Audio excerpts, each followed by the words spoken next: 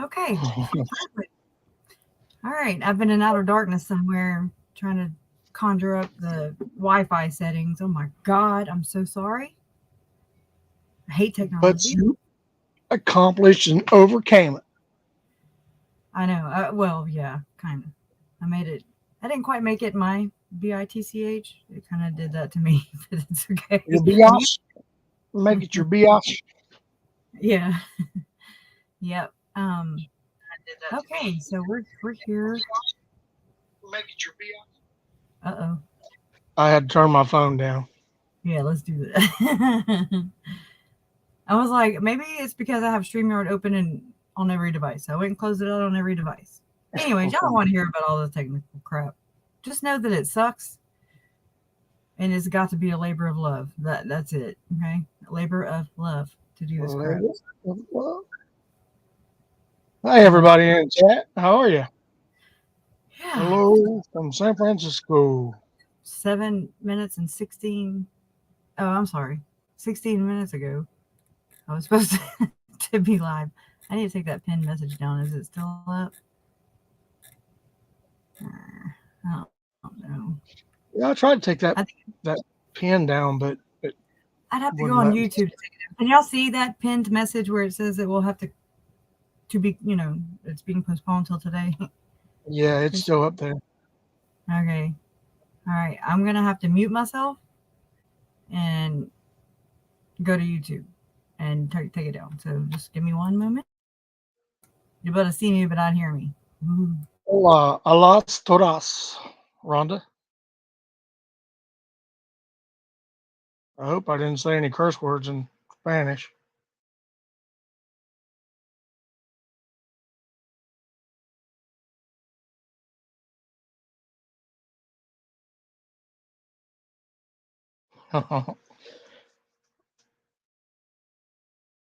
Keep hope alive. So, is everybody enjoying the snow or rain or whatever you're getting?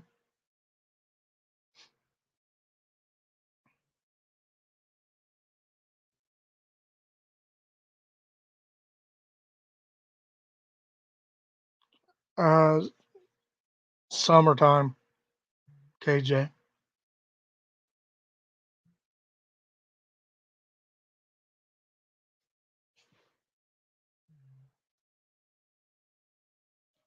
I got a little Indian in me when I play golf. We get really dark. Yeah, for real, Mom. Sometimes she's got her butt all up in a twist. Volcanoes and snow and tsunamis and thanks, Robbie.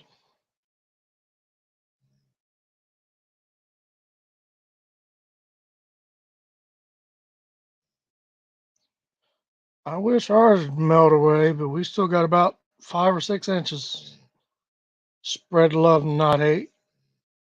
Hi, Nettie. Hi, Lynn. Crusher will be back shortly. Thank you, Robbie. It did kick me out of here again. So thank you. I took the message down. And then I was like, oh, where did I go? Thank you, Robbie. That's very nice. Very kind. Thank you. Okay. I did figure out, oh my God, Ashley Kane. Ashley, thank you. Holy crap. Y'all are making me blush. I don't do well with this stuff.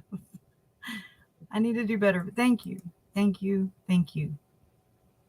I hope they're showing up. I've clicked on them. And we got our first rush, and I'm about to bounce. Wait, what? We just had our first rush, and I bounced. I thought you said you're about to bounce. I was like, no, I will go find you. No, he didn't want to pay the cover charge door, so I bounced him out. Oh.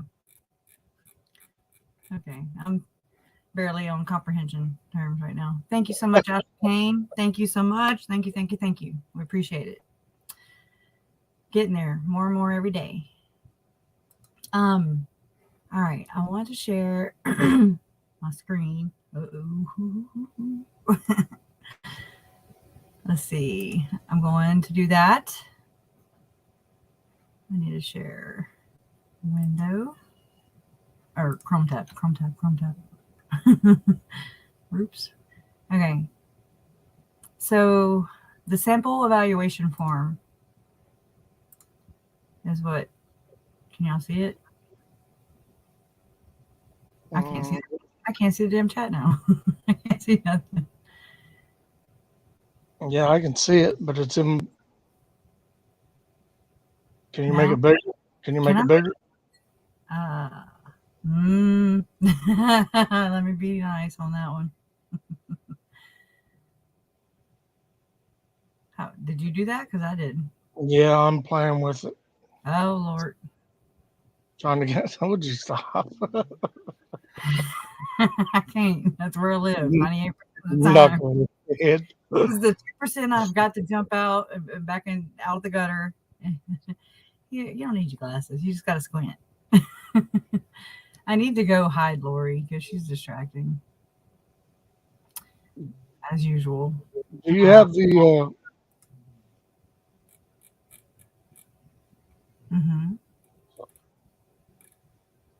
do you have the box where you can click on it to make it bigger? Or no?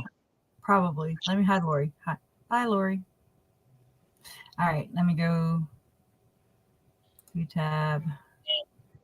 I can blow it up. There you go. How do I need to go more or less? I mean, I can go. If you go too big, then it moves out of the screen. So exactly. And we'll move us now. Now blow it up. It is 150, 175. Are we okay? Yeah, that'll work. I can't see. It's like if I could cut that part out right there, that'd be great. Oh, great. How do I control it? This is my first time doing this, so. Click on that. See them 3 bars at the top left? This menu? Yeah, click on that. I need to do it. Hold on. Oh my good God. I need to do it here. Okay. All right. But I can't move it up and down unless I'm in it. So I won't be able to look at chat or anything. Obviously. Okay. I don't know why it's got the black background either. Yeah, that threw me for a loop. Well, it threw me for a loop that I even was able to get it up here. So I was like, that's what I was kind of doing. Also, and the menu screen. You guys see it? Okay. Even though it's black and white. So, all right. But anyways, this is something that Eric had dug up from the internet. And hold on. Just 1 second. Let me pull it up on my phone.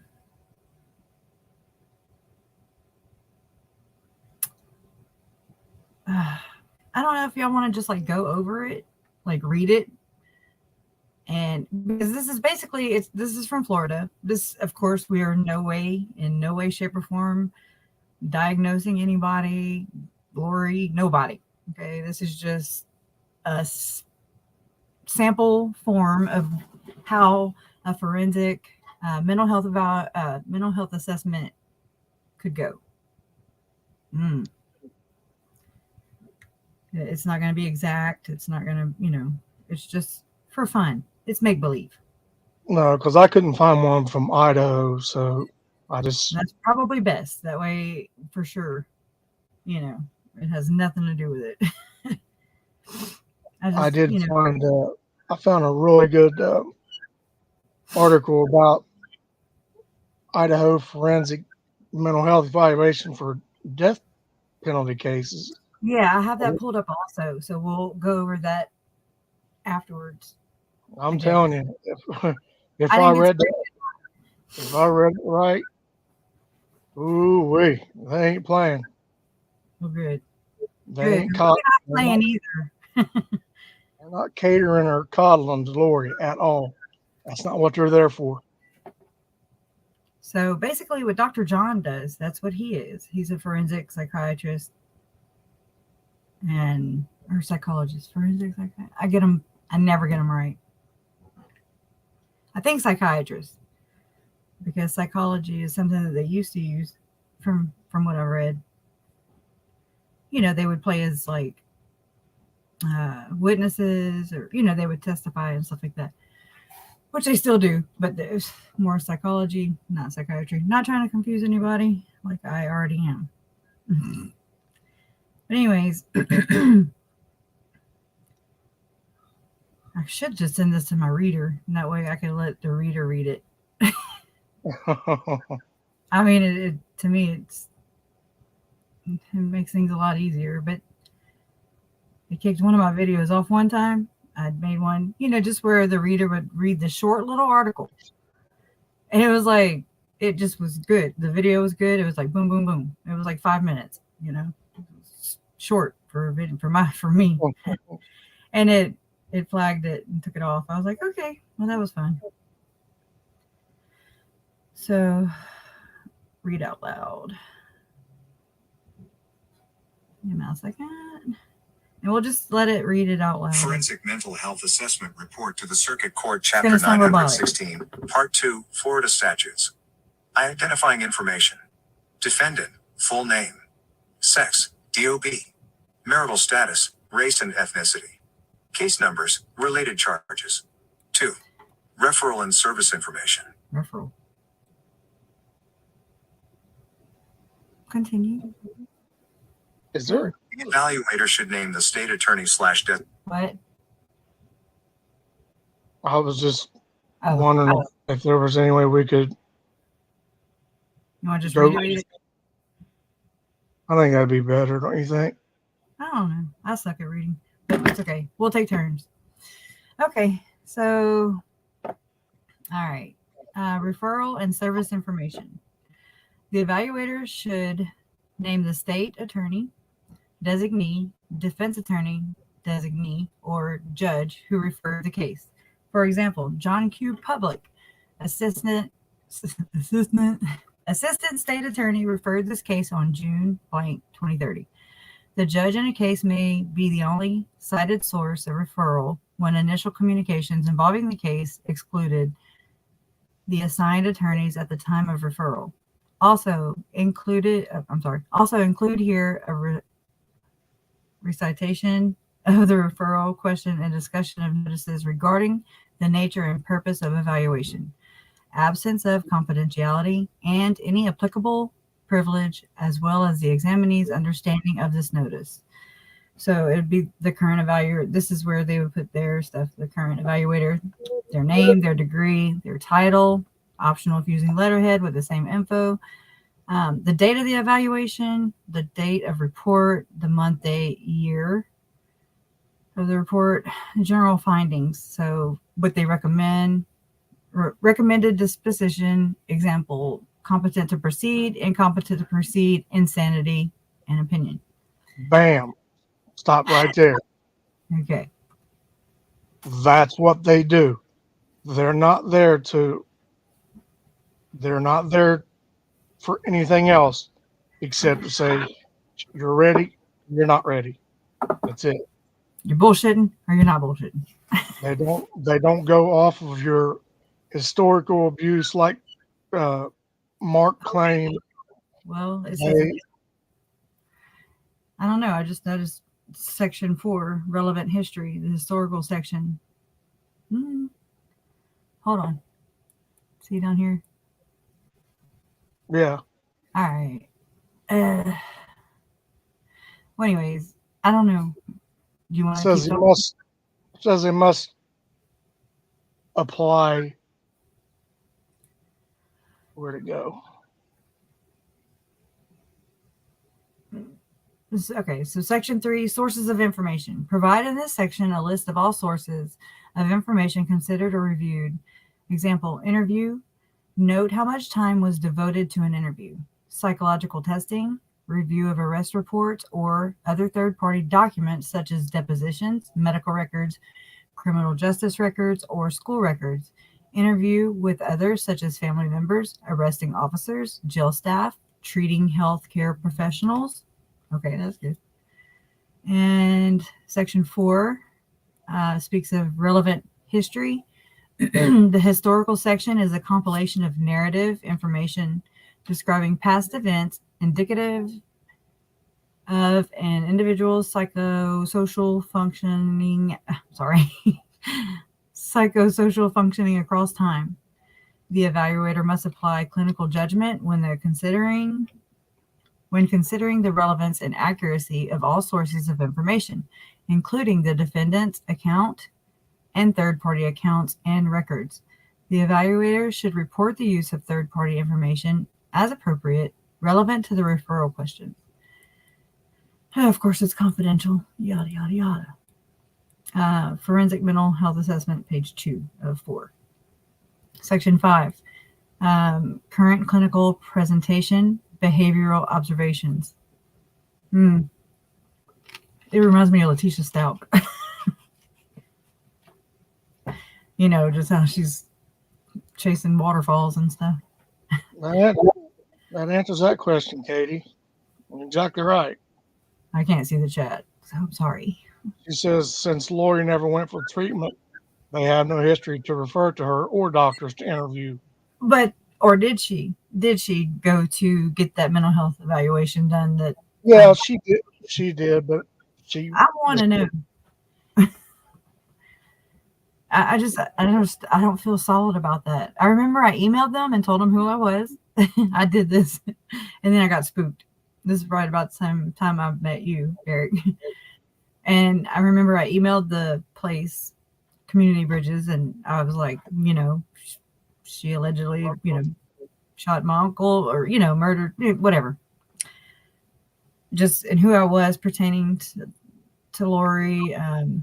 And if I could get her records, and they were like, you know, they've replied back, and I was like, ooh, I'm scared. No, I don't want to know. It's like those things where you're just like, no, I don't want to insert myself in anything. You know, it'll come out. It'll come to light. I don't even know why I did it. But anyway. But I confirmed it a while back that she did go, but, you know, she battered her Flying colors. Eyes at him, and she was gone within a couple hours or so. It's like I kind of wish that, you know, maybe I hope the forensic psychiatrist has that interview or whatever with her, just to see how she manipulated it, because, or whatever, however Lori, in Lori's mind, thinks that she can, or, you know, confidently express that she knows how to work the police. She knows how to work her bishop. She knows how to work and manipulate her, you know, somebody who assessed her. And I mean, I've got to say, I've told y'all that I had received a DWI or whatever back in the day, and that I also had to go for a whatever, I guess an assessment to see if I needed counseling. And I knew what I did. I took ownership. I owned it. I was accountable for what I did. I knew that I probably should have gotten, you know, arrested or whatever 900 times. That's just all the 900 times I didn't get caught. You know what I mean? So I got caught. So I owned up. I mean, I just manned up to it. I was like, okay, I did this. I've got to face the consequences, and I'm not going to bitch about it. Like, oh my God, so many of those classes, people would just bitch. And I took it, you know, I didn't. I was like, obviously I've got an issue, you know? And so I remember going through my evaluation, and she was like, "I'll know if you're lying." I was like, "Okay." I couldn't afford to pay her too, so I got through it. And just, I don't have a problem. No problems here. So I'm just saying, it's not like it. I'm not saying she's a forensic psychiatrist either, but I'm just saying you can kind of fly through some things if you want to. Oh, absolutely. I mean, It happens every day. And it's just, to what degree? I mean, I have a conscience, so Yeah, right. I'm not saying what I did was right, but what I did, I was just like, I can't afford that and everything else, and I'm working, and there was just so much involved in one time. I don't know. I probably should have went through it, but I didn't. So there's that, and it just shows how I was able to manipulate, or she wasn't that good of a evaluator. I'm not so sure. I'm not real sure that she wants them digging very damn deep, because if they go looking very deep and they see what all those friends of hers said about what her and Alex planned for Joe Ryan, Right. I'm not sure she wants them to know that. And Eliason, yeah, April Raymond, yeah, all that. You're right. And it's, oh God, that's so sketchy. I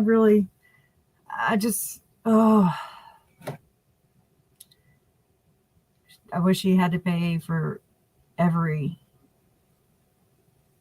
person. I mean, where Joe's concerned, it's like there's not that much evidence to support it. But maybe there is. Maybe that'll come out. I have no idea. I really hope so. I don't want her to think she got away with one. I don't want her to get away with nothing. I know. I think. I think that was for sure. That was her first victim, for sure. Allegedly, in my opinion. When you're that scandalous, and your mind, Greedy. you have that mindset that they were going to taser him, take him out somewhere, and then shoot him. Right. I mean, and then wow. I also read that in a report, I believe that, I forget where I read it, but allegedly she was sitting in the parking lot with Tylee, and Tylee could have possibly seen that. Alex attack her dad. Oh, really? I don't know where I saw it though, so I apologize. I hadn't heard that. It's just something I read, and I was like, oh my God. It just, how at first it seems like the information's all within these few little places, and now it's everywhere. So it's like, I really don't. Lord knows I probably have a copy of it printed somewhere, but to physically put my hands on it, and we're going to know. So yeah, I was going back through all of the motions and everything that's been filed in the last, since March of 21, in the last couple of days, just cross-referencing things and looking, and it reminds you. And refreshing my memory and whatnot, and reading some of those documents. And with what you know now, that's what I do all the time. I'm always cross-referencing. With what we know now, we should have seen Mark getting disqualified way before they dropped that bombshell on us. Basically, like whenever he was trying to okay, we're projectors, right? That's how I feel. I feel like we're all projectors, and so what we are dishing out and criticizing other people of is what we're guilty of. Except right now we're, criticizing an alleged murderer, and so I'm not a murderer. I mean, I'm not going to. Right. But I'm not going to sugarcoat it for her or him or Alex or anybody else that's involved. Right. In that circle. I mean, it just seems like Mark Means was, in my opinion, was trying to disqualify Rob Wood whenever he was someone that needed to be disqualified because he was not confident. He was just bark. That dog had no hunt, you know. No, he did not. So He would throw everything that he could throw at the board trying to get it to stick, and it was all garbage. right. But I do have questions about, and I'm kind of getting off topic here. I apologize, but I would like to know what happens with all the motions and the subpoenas and all that stuff that he has filed. I wonder what happens with them. Did they quash him? He was such a Well, weird. Why don't they just say squash? I don't know either. Janet Pirate, you are a bot. I Yeah, I can't really get a solid answer from somebody that's would know that. I mean, Google. Have you Googled it? There's not a whole lot in the Idaho Code about lawyers being disqualified. Oh, so maybe it doesn't happen very often, or No, it I doesn't. wonder if there's a way that they can like.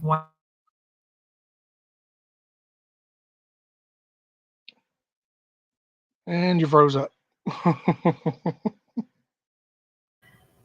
Okay, I'm back. Yeah. My internet is real spotty. It's showing that I don't have any, and I don't know to hotspot it from my phone just for backup. Whatever. Zalema, back out. Yeah. Pull back. Rebuke it. I rebuke it. Uh-oh, you blocked Julson. I don't know how to unblock her. Crap. All right, you're going to have to entertain for a second. Maybe read this section, and I'm going to have to go unblock her. Oh, Yeah. Hold on. I'll be right back. okay. Part 5, Current Clinical Presentation Behavioral Observations. Offered in this section is a narrative description of an individual's presentation during the evaluation. Periodically, clinicians may rely on observational data or other data as appropriate when individuals refuse to participate in the process of evaluation. This section typically includes, but is not limited to, descriptions of grooming and hygiene, cooperation, motivation, response style, eye contact, appetite, sleep, recent and remote capacities of memory, speech, thought processes, mood, affect, suicidal and homicidal ideation, and planning and hallucinations, delusions, and insight and judgment. Bulleted content follows for quick reference. Physical description, including hygiene and grooming. Response style, reliable, honest, malingering, defensive, relevance, irrelevance, cooperative, uncooperative, impaired, unimpaired. Eye contact, appetite, sleep, recent, remote hearing. Why am I reading all that again when I just read that? Scroll on down there to that next one. There you go. The evaluator may select a structured clinical interview as appropriate when using structured interviews. See, that's what you got to keep in mind, Chris, is they're just saying these in generalities. It's not they have to go by a structured interview. That's not what they don't have to do that. Now they can choose to do that if they want to. And you'll see that in that other document that we got. But that these forensic tests, they're a little bit different, and they're more just straight to the point, and all they care about is, well, I shouldn't say that. One of the main things that they consider is, what was your mindset at the time you committed the crime? That's very big. And I thought, the, but I thought that like your mindset at the time you committed the crime, that's just proven insanity or not. Like they just need to prove competency. Is she able to aid her defense at this time? and that's what they're doing. That's why Right. they did this forensic eval. All they wanted to know, and it was either Rob or Boyce, one of them two or both, they ordered this exam or evaluation, whatever you want to call it. Because they want to know point blank, are you really messed up? And they're going to get their answer if they don't already have it. They may already have it. I think so. And we may have a bombshell drop on us sooner than what we thought. I mean, I don't know. I can guess and speculate like everybody else, but I know. I got what's her name? Hellas. Got her what do you call it? Newsletter earlier today, and I didn't get to read all the way through it, but from what I saw, it just seemed like that's coming about. It seemed like she was pretty, I didn't read it in full. I don't know. We'll know when the court says so. When you come out with those documents, Eric, between you and Janine. When y'all when documents come through, then we'll know. And I think we'll know soon. I hope, because it's like they seal it. It was a motion, and then they sealed it, and then the order, right, and it was sealed. So it just seems like that's what's going on behind the scenes, So there's a lot going on behind it. We're just waiting for it to be official. Yeah. And that's what I've done.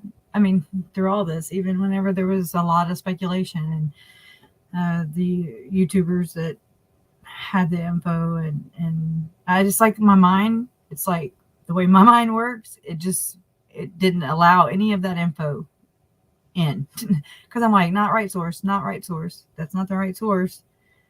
That's not how or who I want to hear from. I want to hear it from the legal way. I don't know. It's weird. It's like I knew it was going on, but I just kind of didn't register. I wouldn't let it register in my mind. There's too much going on anyways in my mind. And if you go back and read that 17-page memo that Judge Boyce put out when he DQ'd Mark, I read it again today, and he even says in that memo that,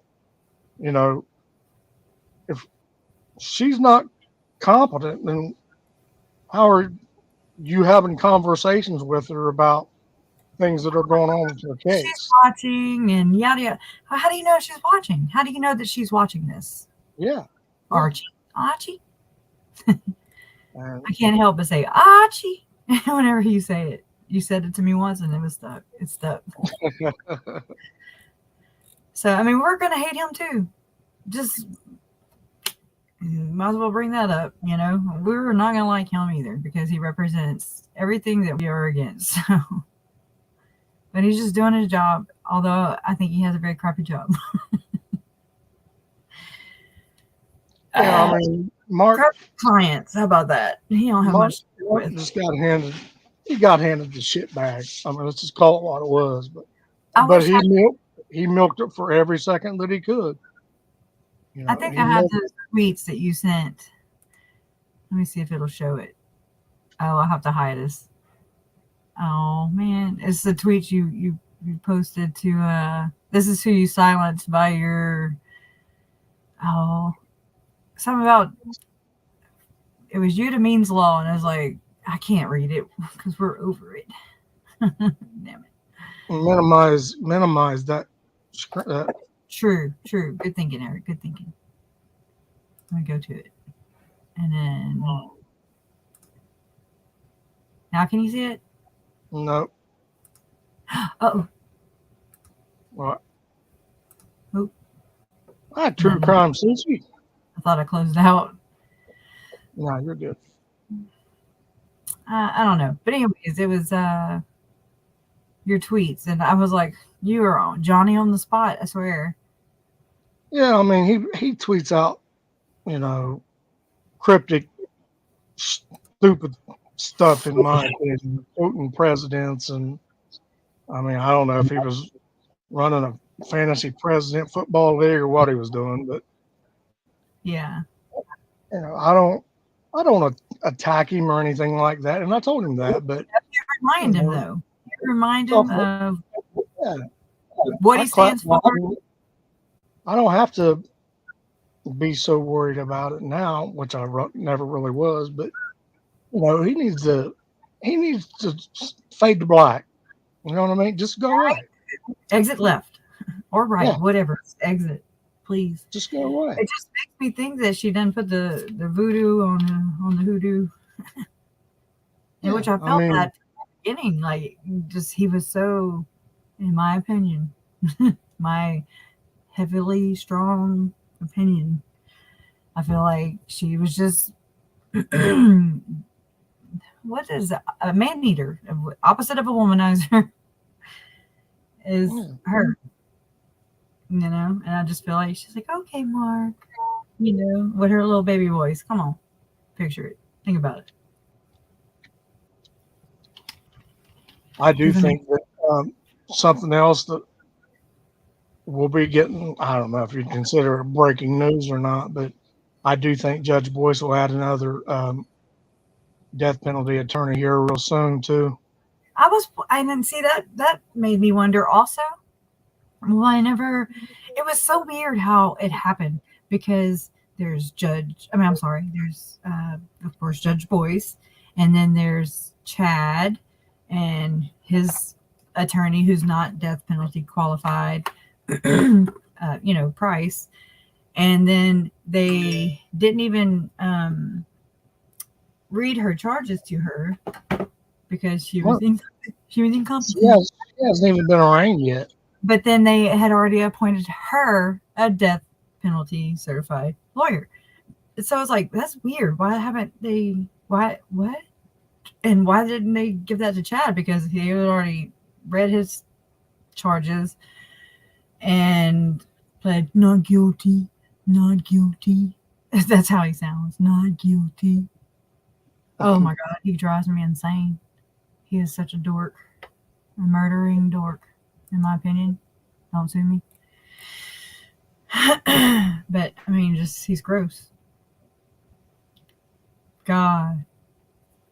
Anyways, I just didn't understand that, and you know, how can they appoint her one but not him one? And then it's just weird. It's still weird. How come they still have not appointed him? Like you said, you feel like there's one coming. Well, I mean, I feel like that should have happened, you know, about the same time. I'll be 100% honest with you. I had no clue that John Pryor wasn't death penalty qualified until you all told me that a few weeks ago. Yeah. I was stunned because just like you, I don't understand that. I mean, this man's been on this case for over 2 years now, and when the trial comes around, or I don't know how, whatever the timeline is to add an attorney that is, you're going to bring in another guy that's going to, or gal that's going to come in and all of a sudden know what's going on with this case, up to speed with it, and might be a jerk and say, Pryor, sit down, I got this. Right. Really? That's how that works? Hold my beer. I don't understand that. I really don't. Well, and there's only 28, I believe, 28 death penalty certified attorneys in the state of Idaho. And It's limited. It's a very limited pool, yeah. So there's what, 20? Now we're down to 27-ish. So we should go and research that. Well, I can tell you because I was looking at it yesterday, and because I was looking for something else, but they are looking, if anybody's an attorney in Idaho, they're looking for public defenders in Idaho. They start you out at $67 an hour. That's it? Yep. Damn, about the same rate as a plumber. It might have been 65, but it was either 65 or $67 an hour, and that's for civil and they're cheap. Yeah. Yeah, that's why they're trying to find people, because I wouldn't think any attorney is going to be working for $65 an hour. Right? I mean, I would think like 150 to 200-ish if I had to guess without Googling, which I'm going to Google now. Yeah, Chad he's not been deemed, and he wasn't deemed indigent. And so. But I mean, I don't understand how, okay, one of his, or whatever, two of his charges are frauding life insurance. And so Tammy's blood money is paying for his defense and Lori's defense, and to some extent. And I think that is just like so crappy. Oh my God. I mean, can you repossess it? I would say that the day that they found Tylee and JJ in his backyard, now I don't know this, I'm strictly speculating, but I would guess that they probably froze any money that was in his accounts not long after that, especially when they found out about the insurance, like you just said. Yeah. It's like, right. Rhonda says, I can't believe he's been on the case this long and everybody knew it. I guess, is that pertaining to Price or Mark Means, or both? But either way, yeah. And then Laura Nelson says that maybe Chad's about to go indigent. I mean, he was indigent to begin with, if you think about it, without applying Tammy's blood money. Yeah, you take Tammy's insurance away, and they were broke. Right. They were living off of her wages. And it wasn't love. They weren't living off of love. Poor thing. Poor Tammy. Ugh. I mean, I feel like Tammy is what held that family together. Yeah. Like, he just is a piece of crap. I mean, absolutely. Oop. I think we both went to go hit that bot at the same time. I was like, ooh, ooh, ooh. Yeah, because it was giving me an error message. More accusations? Who? I love the comment last night on KJ on the fly last night. I laughed so hard whenever I forget who said it, but they said that Chad's chin was a good resting place for some balls. I laughed. Oh, so thank you to whomever said that. It was. I still like it. Anything that makes me laugh, I'm cool with. Say that again. Anything that makes me laugh, I'm cool with. I like to laugh. Right. But that half. Oh wait, Laura Nelson. But half that land's Tommy's, and it's contested. Prior will be needing state fund. Who's Tommy? Tammy, not Tommy. Oh, I was like, oh God, enter another person. No.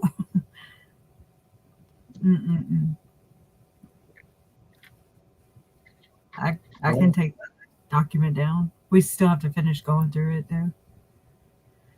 You're not being rude. Or yeah, you're not. Do you want to finish, or that way we can take it down? Eric? Do you want to finish this one, or do you want to go look at the other one? Let's finish this one. Okay. Let's put it behind us. Okay. Let me get. Want me to start with the evaluator? The evaluator may select a structured clinical interview as appropriate when using structured interviews. The evaluator should remain cognizant of applicable ethical standards of his or her profession and the legal standards regarding the use of instruments. Regardless of the clinical evaluation approach, evaluators should provide underlying facts when communicating conclusions and opinions. For example, if offering the opinion that the defendant is paranoid, the evaluator should provide the underlying facts, the statements, and behaviors that support this opinion. If the evaluator is of the opinion that the defendant is delusional, he should state that. For example, the defendant stated and seemed to believe that he was the king of the universe. Oh my God. I didn't even I didn't know. Oh, they just did a random thing and it just so happens to apply to this one. Wow. I did not even read that in that before. Sorry. Wow. Oh my God. Sorry, David. Yeah. Sorry, y'all. That's on me. That was an accident. That was divine intervention. Thank you, Lord. Yeah.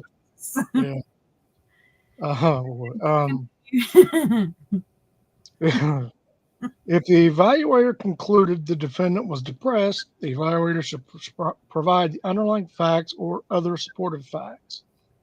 For example, the defendant reported a sad mood, which was consistent with his presentation, which included a sullen facial expression, some crying, self-blame, a lack of eye contact, and a paucity of speech.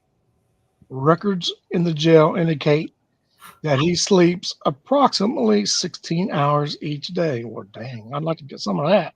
Sometimes I do. Just depends. Relevant assessments.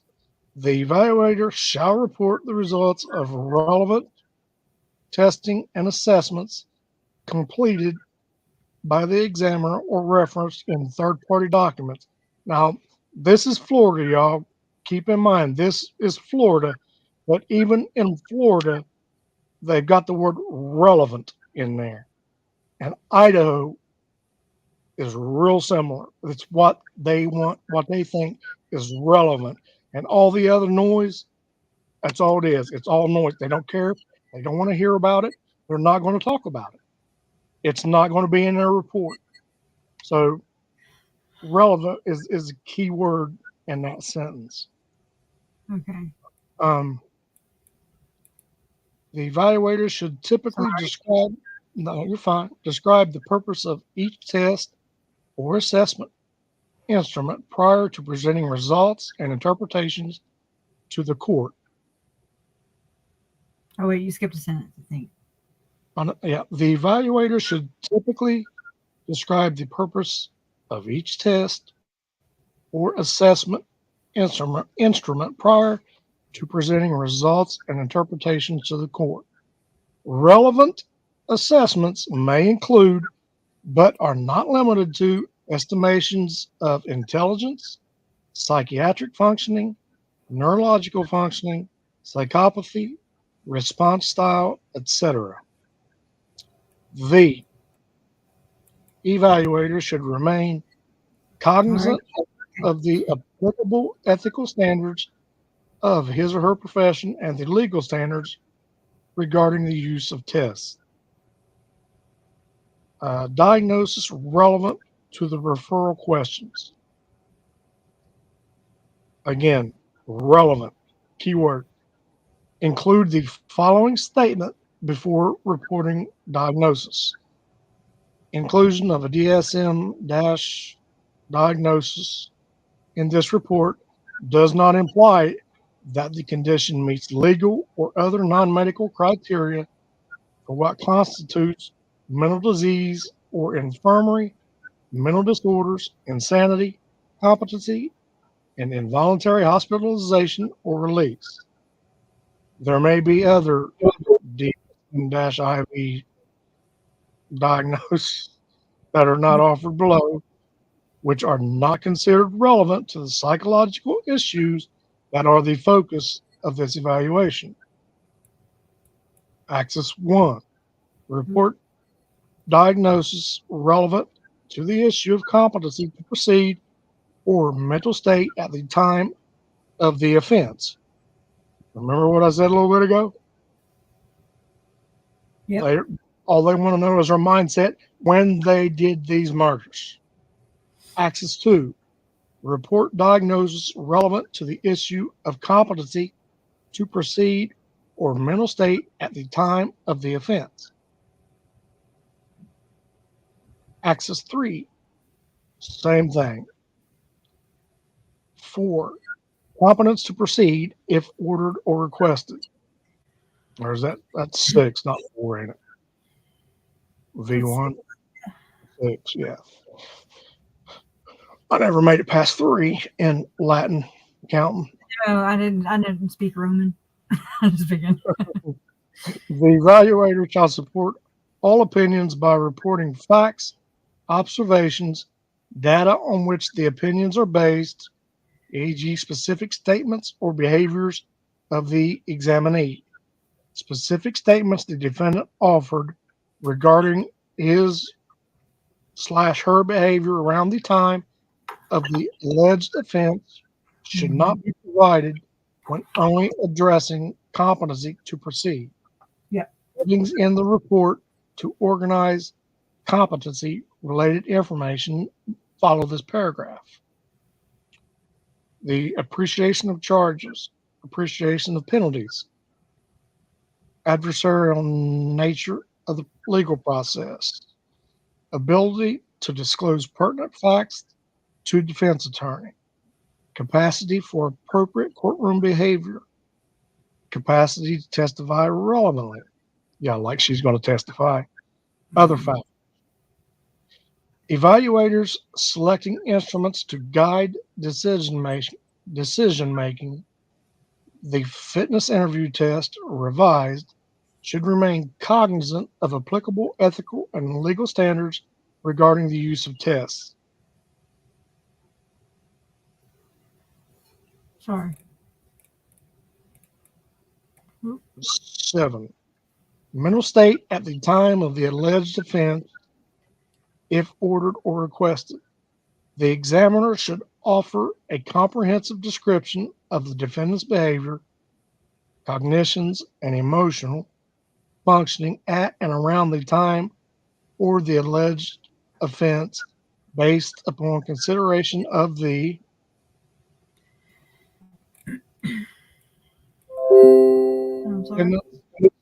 self-report, whatever that is, and relevant third-party sources of information, e.g. police reports, witness statements.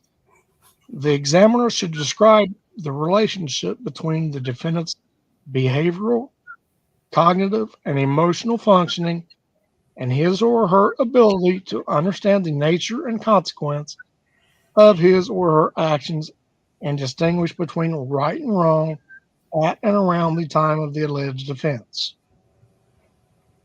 And there it is again, around the time these occurred. Other referral issues, if ordered or requested. Conclusions and recommendations. Opinion regarding competency. If ordered or requested, this section shall include a report of the evaluator's recommendation regarding whether the defendant should be adjudicated, competent, or incompetent to participate in legal proceedings. A brief but accurate rationale supporting the opinion should be included. Key word there is brief. The evaluator should provide a more extensive explanation or rationale for an opinion of competency in the context of recent symptoms / behaviors that appear to be inconsistent with this opinion. For example, the evaluator should explain why she believes the defendant is competent, notwithstanding his or her continuing paranoid thoughts. Because appeal will fix that. Opinion regarding mental state at the time of the alleged offense, if order requested. Opinion regarding the need for involuntary hospitalization for, if order requested. The evaluator should report whether the person meets the criteria for involuntary hospitalization. The evaluator should provide underlying facts. Recommendation. The content of the guideline cannot fully address every recommended outcome.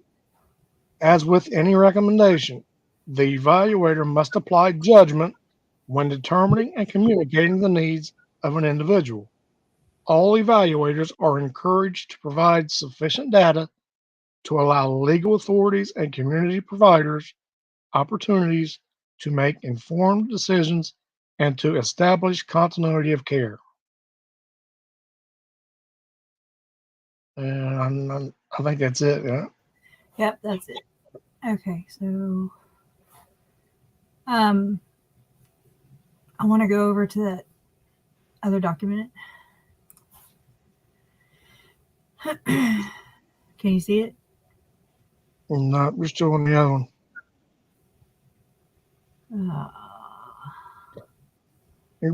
You probably have to stop remove. sharing. Yeah. Yeah. Remove. Bing bang. Blah, bing bang. Just kidding. What do y'all think in the chat, y'all? What do y'all think? Again, it's Florida. It was an example from Florida, but I mean, I believe guilty. Guilty. Anyways. I don't think that a forensic eval would vary too much from state to state. I mean, I could be wrong, but yes, good grandma, I believe so. An administrator of a test should be qualified, actually highly qualified, like an expert. I think so. I hope so. And I would like to know too, just out of my own curiosity, because it mentions it being administered by, if it's administered by a third party. I wonder who that third party would be if we're just jibber jabbing here. We're not saying that that's what happened because we don't know, but who would, if it was contracted out to a third party, I wonder who would do that. Anybody know in chat, or do you know, Christian? I don't know. But while you were reading, I pulled up some other stuff, like the roster for the death penalty qualified attorneys for 2022. Oh, okay. That's what I was doing. No, but you're right, Kathy. We can write that question down, and we can definitely, research that.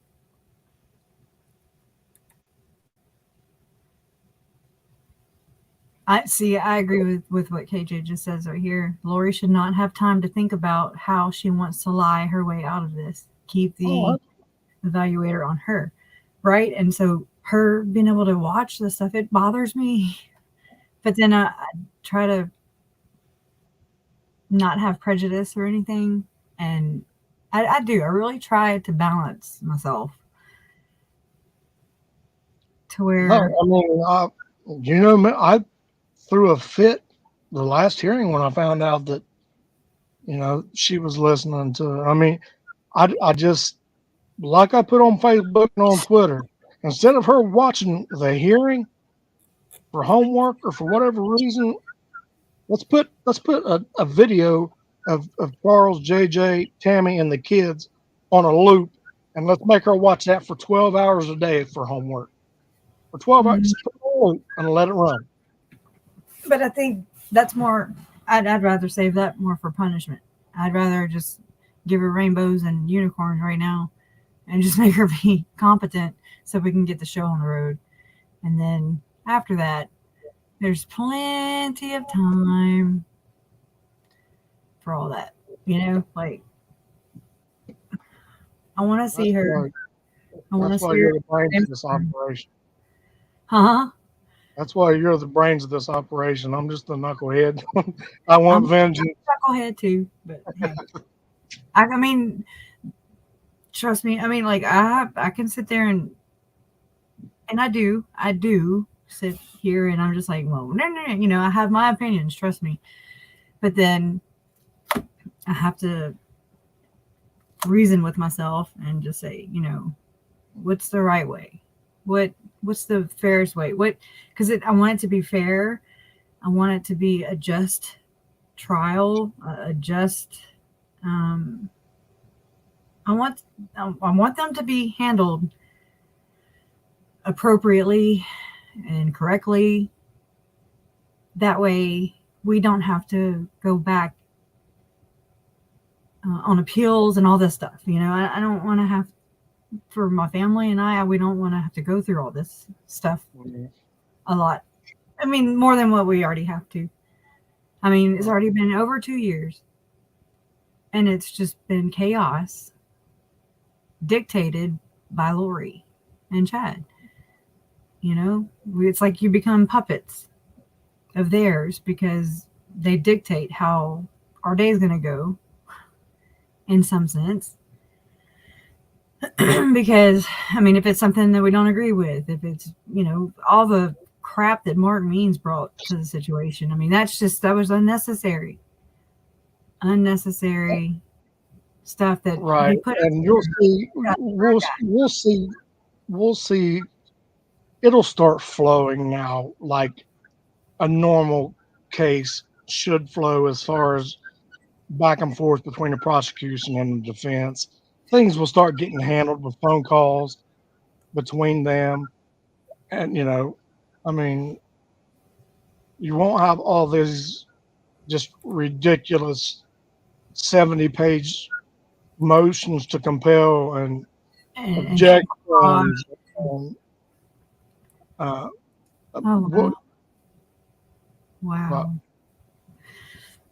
I didn't know that you've gone through that, Ashley. I'm sorry that you've gone through that. Through that.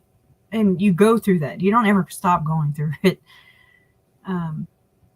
It's hard. It's hard. And I don't want anybody to go through it. I'm sure Ashley doesn't want anybody to go through it. But these damn, kids and people are just disappearing, vanishing out of thin air, and it's just so freaking weird, and it's frustrating. It's like I go to do a story, but the two I did, it was just like they found them, and I was like, okay, well, good, that's good. All right, let me delete these photos and not make a video out of it. Let me just not shine light on it. One day I'll be able to do more of that, in in the name of Charles, JJ, and Tylee. I don't know if legally I don't think legally I can do it with Tammy, but always with them in mind. Tammy and Joe and Brandon, even, they're always included in this. But the foundation and everything, the nonprofit, I believe there's going to be more than one, established. But that's what I want part of their legacies to do, is to shine light where it's dark, where these people are just lost in news stories. It's like a one headliner, and then on to the next, and then the next, and the next, and the next, and it's just like you can't even keep up. It's the news cycles are very fluid in cases. I mean, dang, the Brent Brown case and the Snow College. No, there wasn't even any media showed up to that guy's hearing. Yeah, that's crazy. Media didn't even show up to it in Utah. So it's like, what makes a case media worthy besides the blonde hair? Blonde hair. Yeah, blonde hair, blue eyed, whatever. Now, hang on just a second. How do we get off on that? Where is that coming? But it is a serious issue, I think. But yeah, it is, but it's not what we're talking about. I know, but it's encompassed in the case, and I like hearing everybody's opinions and their thoughts. I have had to only, I think, block one person from commenting, in my videos and stuff like that. Hi, Gigi. I just try to be open and respectful, and everybody is entitled to their own opinion. It doesn't mean I have to agree with it, but as long as it's not. I thought it was a troll. I apologize. I know. Thought it was a troll. So 89029 AE73. A million apologies. I totally thought you was trolling. My apologies. Right.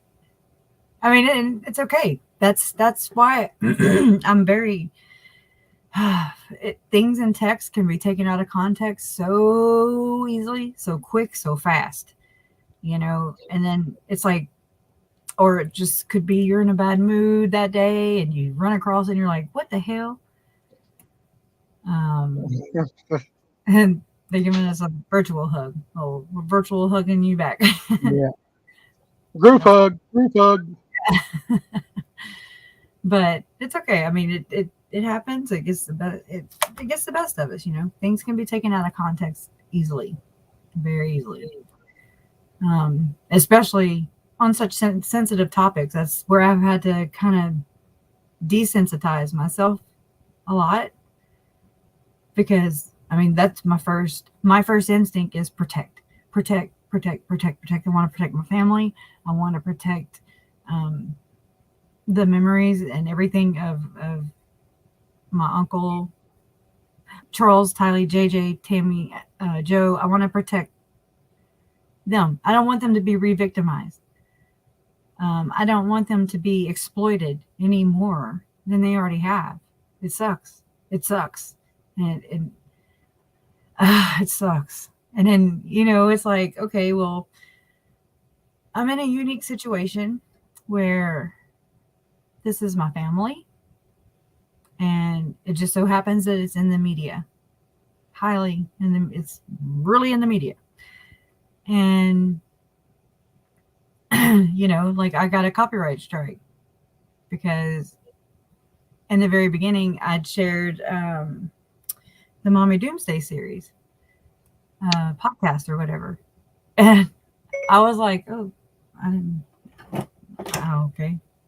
Anyways, my phone just did some weird stuff. But anyways, and so I got a copyright strike. And I was like, well, what the hell? He's talking about my family, and that's my mom, that's my dad, that's my nephew, that's my uncle, that's my cousin, that's my family. And so you're talking about them, but I can't, designate this channel for them to have a voice, like, how do I document this? How can I document this without infringing copyrights? And then how can they copyright my family? And I knew it was going to be an issue in the very beginning. I was like, this is going to turn kind of wonky. This is going to turn crazy. How am I going to handle that? And so I got a strike. So I'm like, oh crap. Here we go. So there's just going to be things put into place where we can copyright their names. Like the Lifetime movie I finally watched a year later, just not too long ago. I finally watched it and I barf face right there. It was tacky and it was just gross. But they used my mom and dad's name, and they used JJ's name, and they used Tylee's name. I'm not really sure how that works. I mean, as far as like, Dateline and Nancy Grace. somebody can I don't know. I mean, Because it's their content. It's their content of my family. That's how. So now it's like, okay. so they can use it and you're not allowed to, huh? Right. Hmm. And so that's what I'm saying. It's like it's a blessing and a curse in a way, because it's a blessing because their story's being told, but it's also a curse because they're being exploited and they're making money off of them. Oh, absolutely. And I'm not cool with that. And so it's like, yeah, like Ashley Kane, and trust me, I've said this I don't know how many times. Well, not so much that, but I've come to the realization that one day this, the case is going to be adjudicated. Everything's going to play out how God intended it to. And it's going to fade.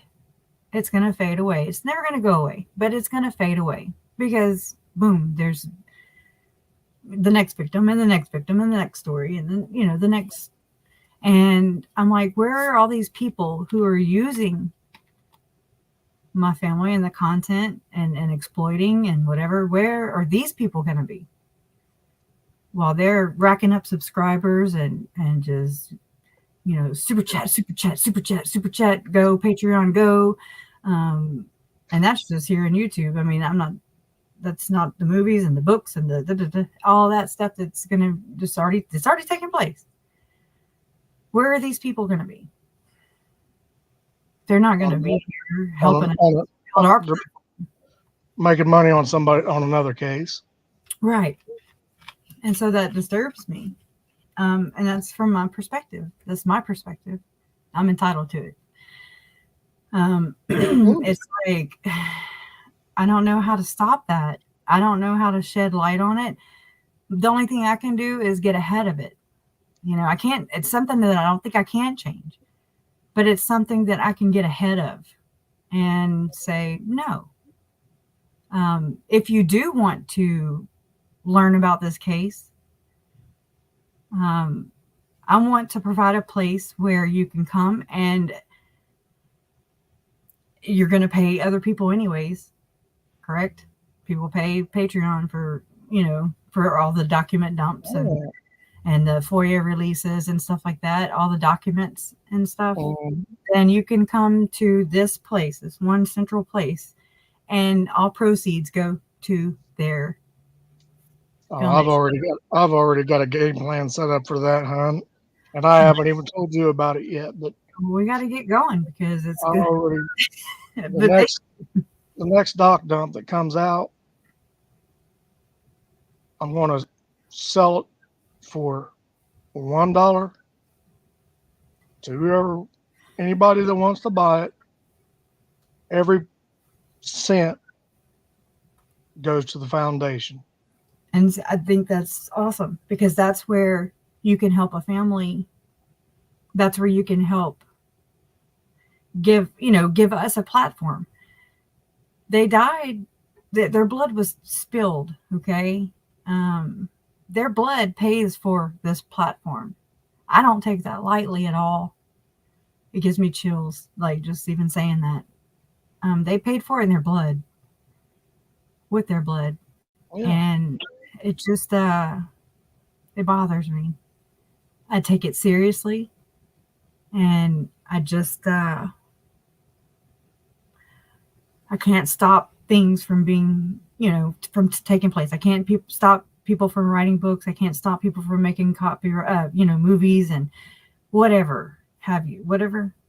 But I can stop and I can be proactive and at least provide a place where people who are aware of, that when they pay these other people, they're not helping the actual victims' families and stuff like that. I just want to be able to, this is where I can shed light on this, and say, hey, I appreciate, what they're doing. However, it's like, but this is how the cookie is crumbled. And so here it is. Right. But I appreciate I do. I appreciate the support. Trust me, I feel it. I love it. It's the only thing that gets me through. I've laid here and thought to myself and looked back at different ways I could have handled everything that's been released and how much more I could have done with them, but my mind just wasn't. You're not thinking about it at the time. No, hell no, you're not. It's right. It's the hindsight. You're like, wait a minute. Once you figure out the dynamics. You can bet you a double dollar signs that let another one drop. And we're going to show you how to take care of that. People buying them for $5, $10, $15, or $20 to get 500 pages or 400 pages at a time in Patreon. Come to me and get them. You get the whole dump for $1, and every penny will go to JJ, Tylee, the foundation. Period. And then, you know, if Tammy's people want to do that, then they were more than entitled to do that. You know, I'm not trying to step on toes or boundaries. That's up to them, and that's not up to me. I would love to, but that's not up to me. So anyways, we need to make got the bot. Make Nettie a I know, I'm on, huh? Thank you, Robbie. Again. Thank you, Robbie. Actual, he said badass. My new best friend called me every 5 minutes. Huh? I told Robbie he's my new best friend. Call me every 5 minutes. He will. That's nope. That's not being ugly. And just, I'm serious. I wish I had all the time in the world. I mean, just to. I would love to go, and it's getting to where even in the comment section, I can't answer everybody. I can't even go through them, and I'm just like, okay, I'm not being rude. I'm so not being rude. Please know that. I just can't answer everybody like I want to. And if I can't be my full genuine self and answer everybody like the time that they put into it, you know, they leave these long, you know, opinions, just their comments, how they feel about it. They even tell me some of their stories, and I love them. I print them out. I do. And I put them in a binder, and I'm like, one day I'll be able to figure out how to work this, how to put these in, and people who donate and buy bracelets and everything. I just don't know if they want their name shared. I don't know how else to, you know, to do that. I need to have that conversation as well with everybody, because I want to share it with the world. I do, because they are people who, I don't know, just it all matters to me. Absolutely. But anyways, I know, right? Oh, I've been forgetting to tell Dale Mom and Robbie, so it's my fault. It's my fault. We know you're here to help. You've been here since jump. Trust me. I definitely know that. And I mean, even those that are new to the case, when me and Elmon were on Natalie Lawyer Chick, I was like, oh my God, I look so rude in that, because I didn't quite know how she does her YouTube lives or anything. So I was just like butting in every 2 seconds. I was like, oh my God, I was tired. But I had somebody email me yesterday, and they were like, oh my God, you two just really know a lot about the case. And I'm thinking, if you only knew, that's my family. I know everything I can possibly know. There's some things I don't. It's just been my way of coping. It's been my way of coping and getting through it. It's just to be as knowledgeable about it as possible. And that way you can't get really sucker punched that bad, because Lori and Chad were doing enough of that on their own. Right. I mean, I'm telling you, we couldn't even, if you could just imagine, you know, like I don't know, like a video game, like somebody in a video game, and they just get, that's not I'm not good with analogies, but anyways, just imagine somebody just knocking you, sucker punching you, and you're not expecting it, which is, I mean, basically what Chad and Lori allegedly did. They picked on people who could not appropriately defend themselves. Children who don't have the same strength or power that an adult does. The same, you know, mental mindset even. Not that you ever want to have that mindset, but they are bullies, basically. They picked on people who, and didn't give them a fair fight. And so that's what they've done to us too, by delivering the blows, you know? Yeah. So That made me think of something when I was watching, because I went back and I was watching Chad's arraignment today for a little bit.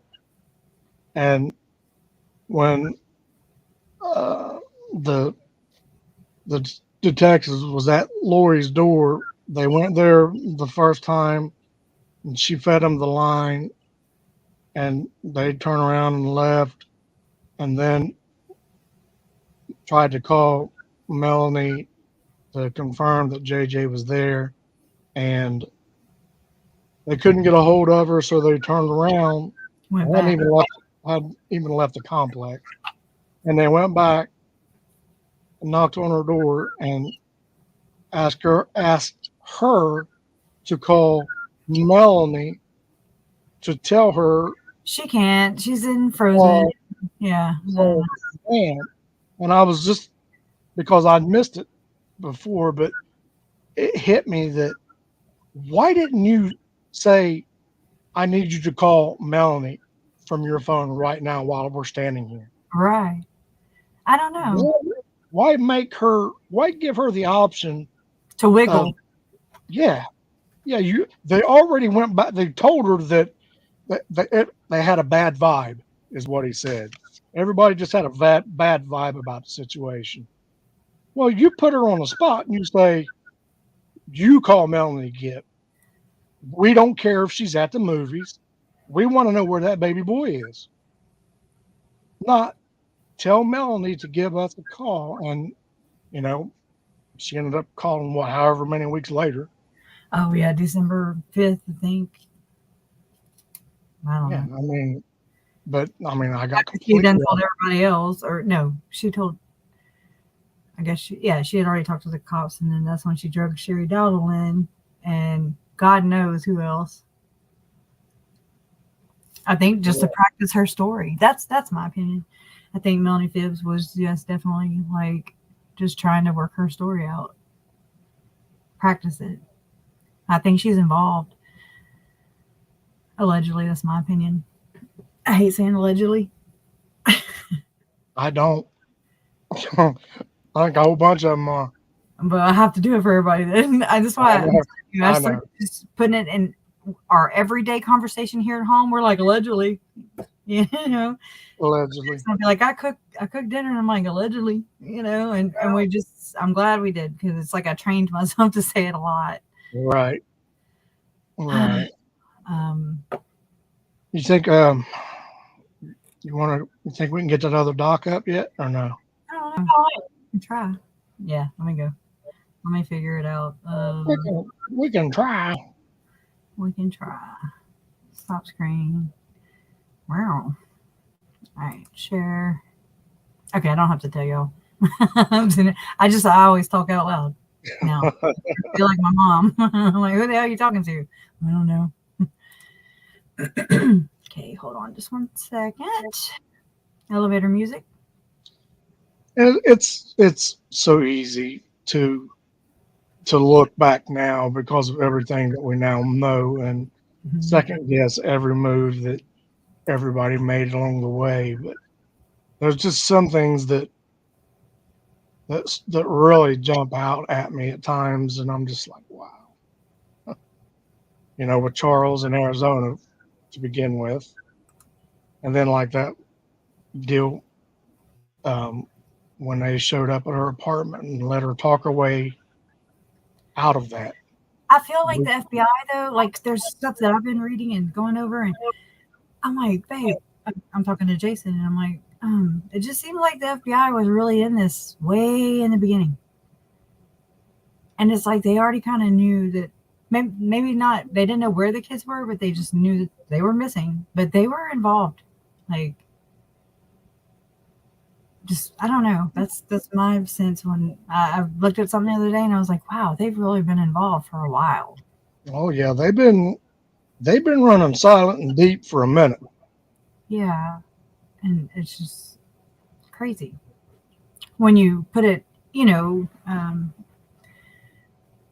into perspective.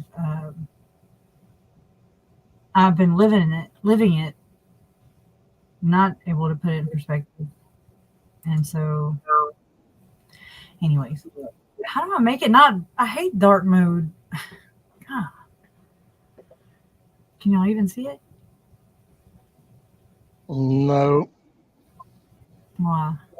And I was afraid. Well, I mean, I can, but I don't know if Well, if you can, then they can, I'm sure. Can y'all see this? This forensic mental health assessments and death penalty cases? Yep. Can y'all see that in the chat? Okay. Doc, if you don't lay down, man, you're going to have a fight, bud. Oh, be nice to that puppy. He is worrying me to death. Yeah, we don't need to go page for page for this because it's actually a book, and it was $70, but I just took the free sample. Pages Yeah. The 3 pages that they gave us and took from that to get it, an opinion. The difference between a clinician and a forensic evaluator. And if I understood it correctly, there is a big difference in how one approaches a patient compared to the other. Right. Yeah, we're all different. Different schooling, different backgrounds, different, views. Well, good night, Ashley. Good night, Ashley. I can't see you. So, good night. No, you're fine. I can't read that question. All right. Well, anyways, if anybody's interested, I'll put right beside that. Right, see that square box? It's got those 4 little things there. Now on the other side. Right, no, right. Come over one. Other way. There you go. That boy, girl. Booyah. Anyway, let me go ahead and I'm gonna drop the link to this. I'm gonna put it in chat so everybody can go and look it up and read it. There it is, right there. See? Bada bing, bada boom. I'm not very good at sharing links and stuff. I need to be better. But yeah, the clinician actually works with the patient day to day, Kathy, whereas the evaluator comes in and says, "This is what I'm here for. This is going to be used against you in your proceedings." I mean, it's blunt. It's straight gangster for sure. I loved it. I just hope I hope I because I was like, yeah, after reading everything. I mean, I was pumped, man, because it's basically saying we're not playing your game. right. We are not going to play your game. Yeah, Katie H says the forensic evaluator isn't there to be emotionally supportive and positive to the client. It's very different from going to therapy. Absolutely. Absolutely on point. Yay! Oh, DJ Norman. Oh, if you scroll on down, Cresta, if you want to cut it real short, somewhere like right toward the middle of it, they have the list that's different, that shows a forensic evaluator and a clinician side by side. And if you want to go really short that route, we can just go through those if you want to do that. I'm not trying to make anybody dizzy, but here we go. Woo! Let's see. Okay. Oh. And the good thing about this too is it's geared directly for death penalty cases. So, I mean, everything in it applies to our case, to your family. Yeah, our family. That's our babies and our uncle and our aunt and our Tammy and our Joe.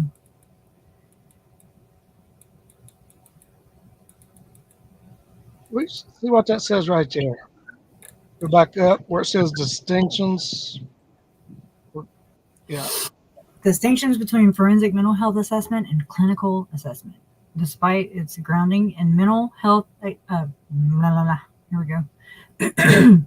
Despite its grounding in mental health knowledge, methods, and practice, FMHA is quite distinct from traditional clinical practice. In fact, in certain situations, FMHA will require procedures and routines that would be inappropriate in the context of traditional therapeutic relationships. The primary differences between forensic assessment and clinical assessment have been thoroughly described in the literature. See all that crap right there. And there are various ways to categorize these differences.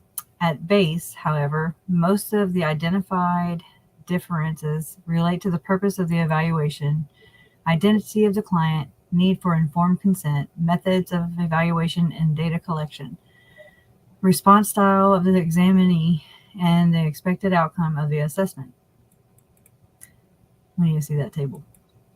Purpose. Perhaps the primary distinction between clinical assessments and FMHAs relates to the respective purposes of the evaluations. In a clinical context, the goal of the assessment is typically to diagnose mental health problems and develop an appropriate treatment plan. The client's psychological well-being is of paramount importance, and the client's treatment needs are at the core of the therapeutic relationship.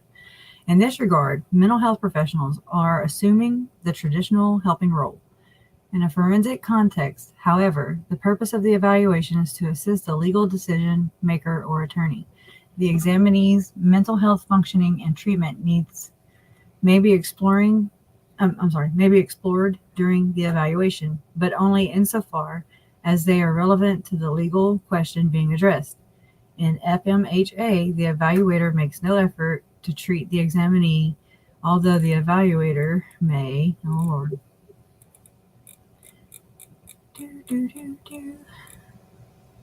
What the hell? It's down there. It's just describe the parameters of a treatment plan if it's relevant to the legal question being addressed. Example, managing risk for future offending. Rather than assuming the traditional helping role, forensic mental health professionals must assume an objective stance throughout their involvement in the case. Consent. In a clinical context, the therapist and patient typically share an implicit understanding about the purpose and goals of the evaluation and treatment. Both the therapist and patient understand that the assessment will be used to develop a treatment plan. And they further understand that the goal of the relationship is, for example, reducing clinical symptoms and improving behavior and functioning. I'm sorry, I said that like a question. Obtaining informed consent is a recommended practice, but far from universal. In a forensic context, however, it is critically important that the examinee understand who requested the evaluation, the purpose of the evaluation, how the results of the evaluation will be used, and the limits of confidentiality. How they understand that?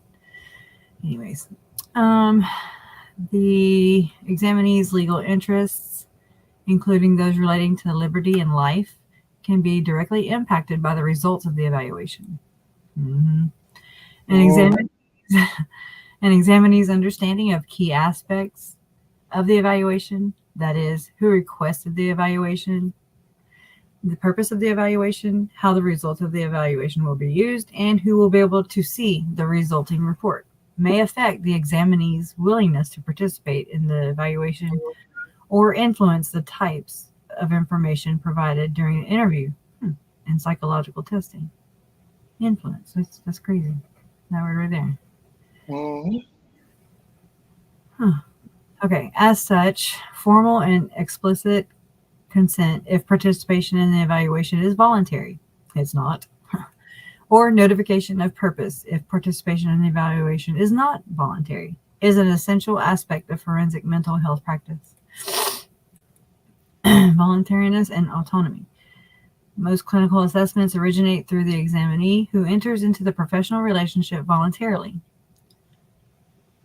Oh wait, I didn't like process what that even said. I just read it. Most clinical assessments originate through the examinee who enters into a professional relationship voluntarily. Okay. Typically, a client seeks treatment due to troubling mental health symptoms. This does not apply to Lori because she did not volunteer for this. That doesn't apply. It's not applicable.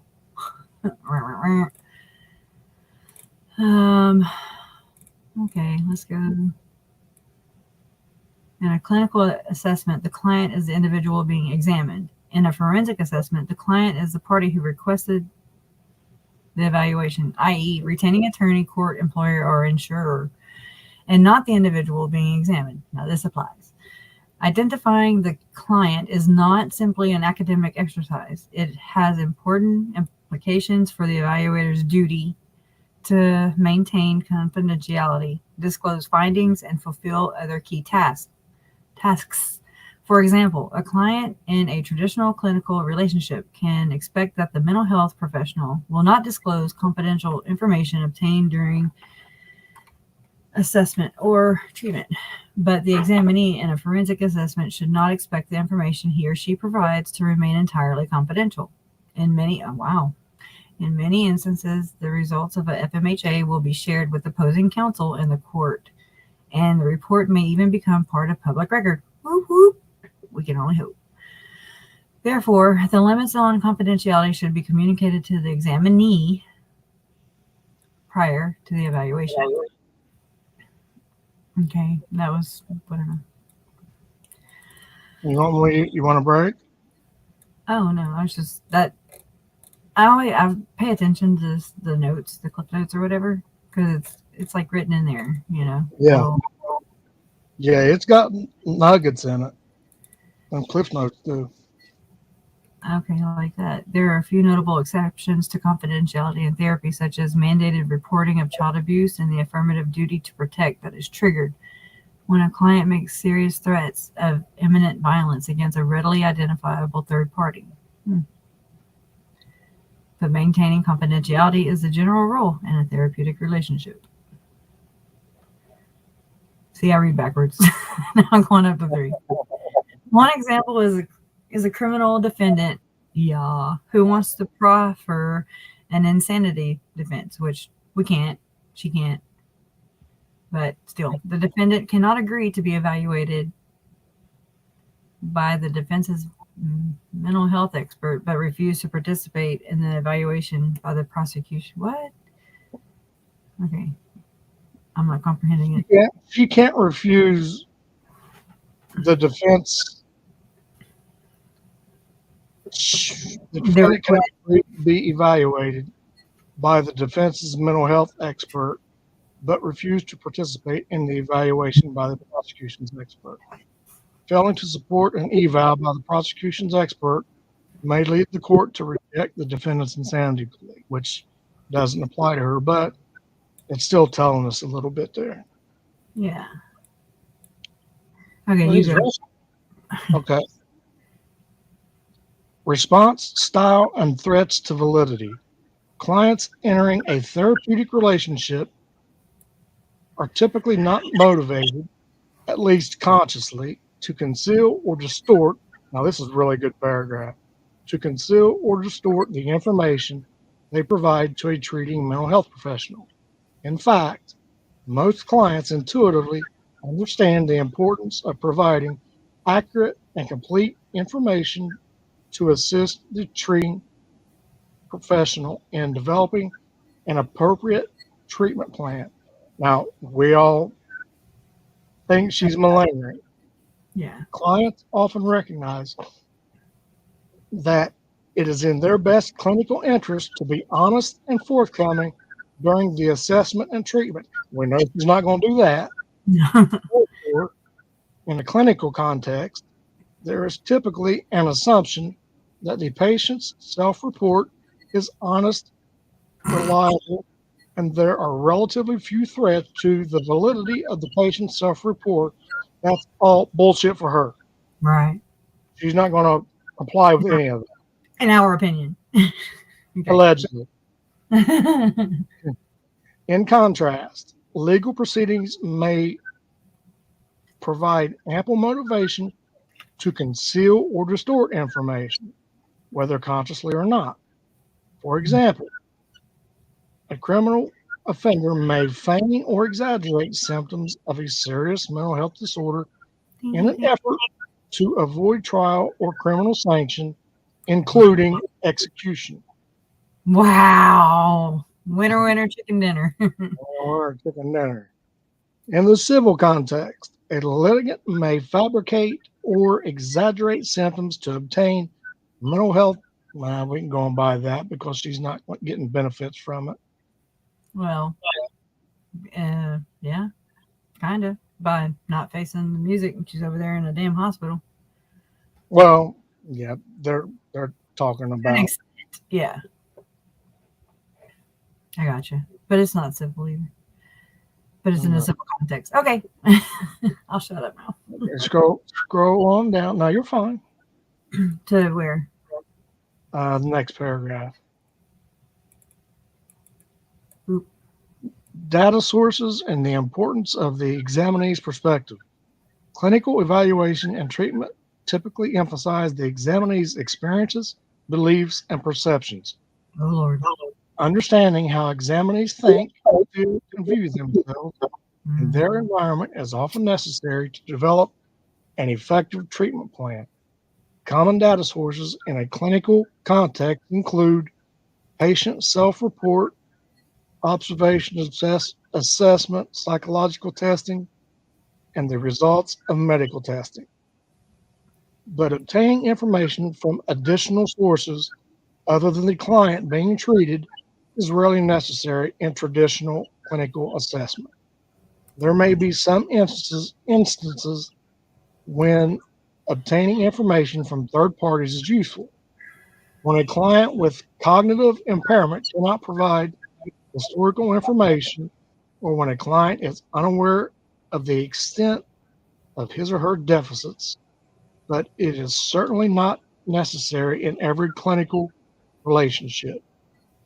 Moreover, the accuracy of the information a client provides is somewhat less important than the client's perceptions, which have important implications. Sorry, my emails are coming through like crazy. I'm like, what the heck? You're fine. In a forensic context, however, the accuracy of the information on which the evaluator's conclusions are based is of fundamental importance, and corroboration of information obtained from the examinee is considered a standard part of the FMHA process. You there? Yeah, I think you scroll up just a little bit, please. I'm trying. Go. Okay. Oh, right there. Okay. Thus, assessment procedures must consider additional sources of information besides the examinee alone. Forensic mental health professionals routinely obtain collateral information from available records, mental health, medical, criminal, employment. So she didn't have any mental health before this. We don't know about any other medical. She didn't have a criminal record before this, so there's nothing to look at there. And she ain't worked a day in her damn life, so they don't have nothing to look at there. Kind of. And individuals who are well acquainted with the examinee, significant other, employer, probation officer, physician, or therapist. So, I wish they'd get Chad's. yeah. We need to speak with your significant other, see what he's doing. Yeah. These sources provide additional information and serve as a validity check on the information an examinee provides. So basically what that means is they already have the answers when they go into do the evaluation. They want to know if she's being truthful or not in answering it. Therapeutic relationships between a clinician and patient are often marked by empathy, support, and emotional safety. Therapists consider rapport an essential goal in the early stages of therapy, and they cultivate the therapeutic alliance throughout the relationship. By contrast, in forensic context, mental health professionals typically strive to remain detached from examinees who are not the clients, and they focus on obtaining complete and accurate information relevant to the legal question that prompted the evaluation. Although establishing and maintaining rapport is important in any evaluation context, the relationship between the forensic mental health professional and the examinee is not typically marked by empathy and support, which are the hallmarks of most clinical relationships. Indeed, the forensic mental health professional should inform the examinee that he or she is not working as a helping professional, but rather as an objective expert hired by a third party or appointed by the court. Now, that paragraph, when I read that the first time and then read it the second time, and it's just my opinion, and I'm just guessing here. I don't know, but I read that as Boyce or Rob has ordered this mental health evaluation. Yeah. The forensics, not to help her to get treatment or to be restored. No, evaluation is totally different than her restorative treatment. Yeah. Right. They want to know, is she playing games? Just my opinion, guys. That's just my opinion. I mean, I'm wrong more than I'm right. But okay. Traditional clinical practice typically entails private, relatively comfortable settings in which the relationship between the clinician and patient is permitted to develop naturally over time. The length of the treatment may be open-ended, and the treatment can often proceed in a natural manner without reference to external deadlines. The therapist and patient are free to negotiate the frequency of treatment sessions, overall length of the treatment, nature of the intervention, and treatment goals. The therapist and patient can often proceed at a pace that is mutually comfortable with no external pressure from third parties, perhaps with the exception of an insurance company. There is often no explicit timetable for the treatment, although there is likely an implicit agreement to work toward improvement as rapidly as possible. Oh, I love that. As rapidly as possible. In forensic practice, however, deadlines are the norm. Due to the court dates of procedural requirements, evaluators usually have a limited time frame in which to conduct an evaluation. Moreover, criminal defendants have a constitutionally guaranteed right to a speedy trial. So So delays in processing and adjudicating a defendant's case, if not attributable to the defense, can result in a dismissal of the criminal charge. The deadlines inherent in forensic practice leave less time to develop rapport during evaluations and write reports after the evaluation. Forensic evaluations also differ in terms of their setting. Whereas clinical assessments are typically conducted in private, quiet settings, FMHAs may be conducted in a crowded and noisy correctional facilities that offer little privacy or testing conditions. Adverse testing conditions can affect the validity of the evaluator's findings. Report. In a traditional clinical context, a written report, if one is ever created, is typically brief and conclusory. Certainly, an evaluation conducted for a specific purpose, such as one performed as part of an individualized education plan or to document neuropsychological functioning, may require a longer and more detailed report.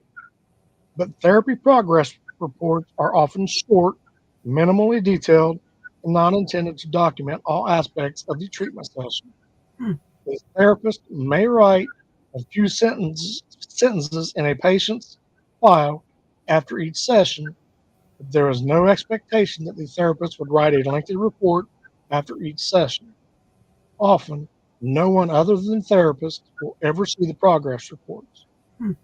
In a forensic context, however, it is customary for the evaluator to write a lengthy and detailed report that may be entered into evidence in a court proceeding.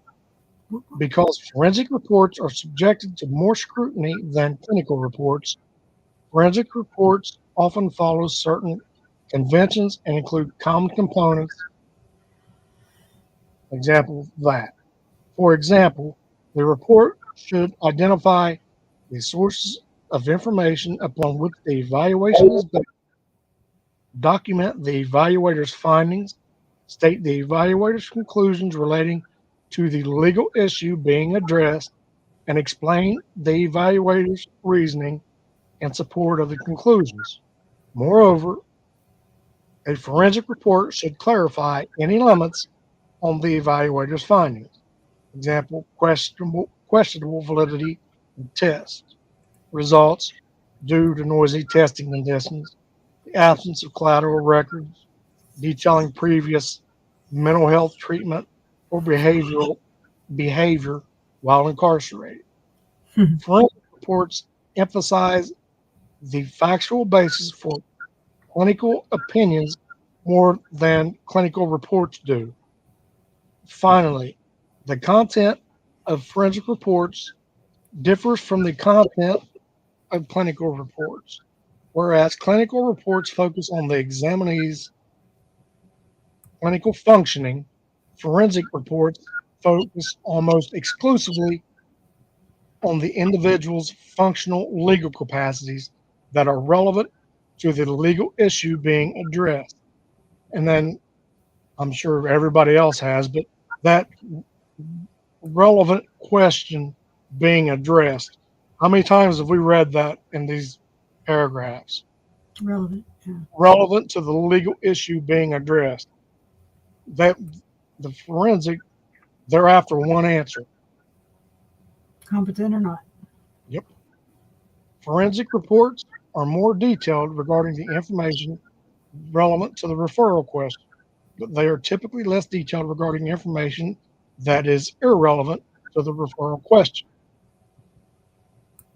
Let me read that again.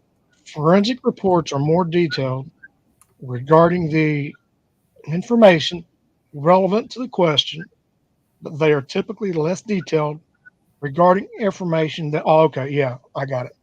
So the irrelevant stuff, they don't pay no mind to, as far if it's related to the question that's being asked. Testimony.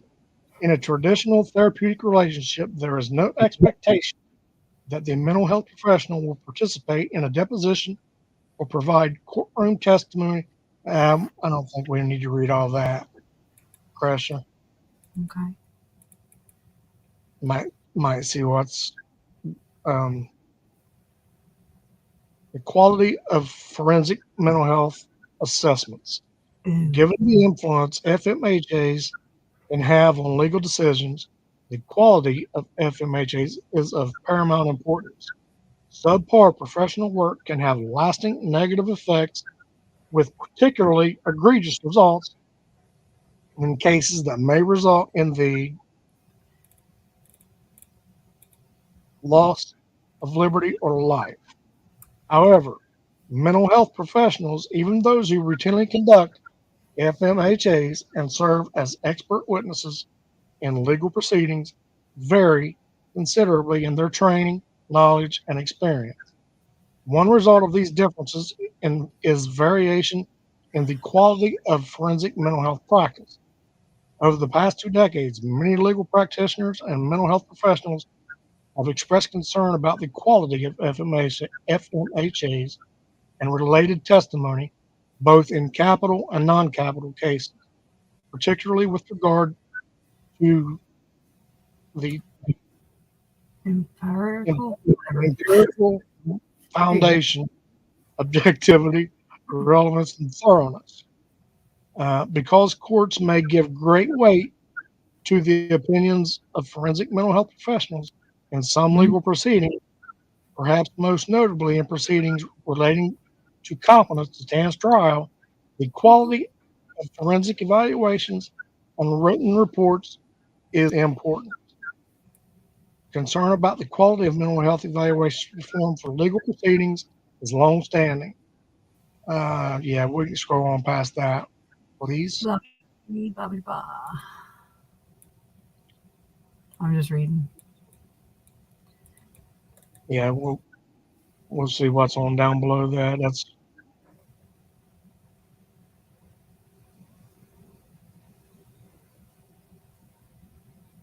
okay. Yeah, you might want. I see what you're reading. You might want to scroll back up. Sorry about that. It would start like right around that. Yeah. We'll start at Grisso 2003 noted that forensic mental health professionals performing assessments may provide irrelevant testimony and demonstrate ignorance of the legal question. For example, forensic mental health professionals may testify only about the defendant's specific symptoms and psychiatric diagnosis. They then use this clinical information to draw conclusions about the defendant's legal capacities, presumably unaware that the law does not typically equate a psychiatric diagnosis with any particular legal capacity. For example, although certain psychiatric diagnoses are more likely to be associated with a finding of incompetence or insanity, no psychiatric diagnosis ipso facto renders a defendant incompetent or insane. Rather, the nexus between the mental health symptoms and the required functional legal capacities determines incompetence or insanity. Despite improvements in forensic mental health, Uh-oh, hold on just a second. Hold on just 1 second. Okay. Okay, what's going on in chat?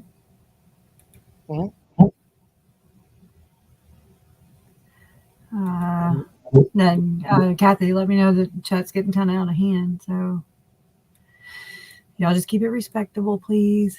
Respectful, and please do this in honor of the victims.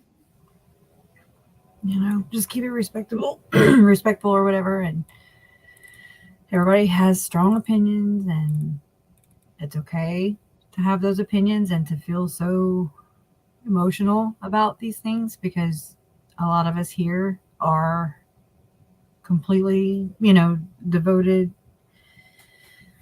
and to the case and to the victims and to everything that happened. But I get it. I get emotional also. So just please keep it respectful so that we can get to the bottom of it. We have to get comfortable talking about uncomfortable things. If we don't, then we're not ever going to change. We'll never be able to change these things. So I want change. I don't want this to happen again.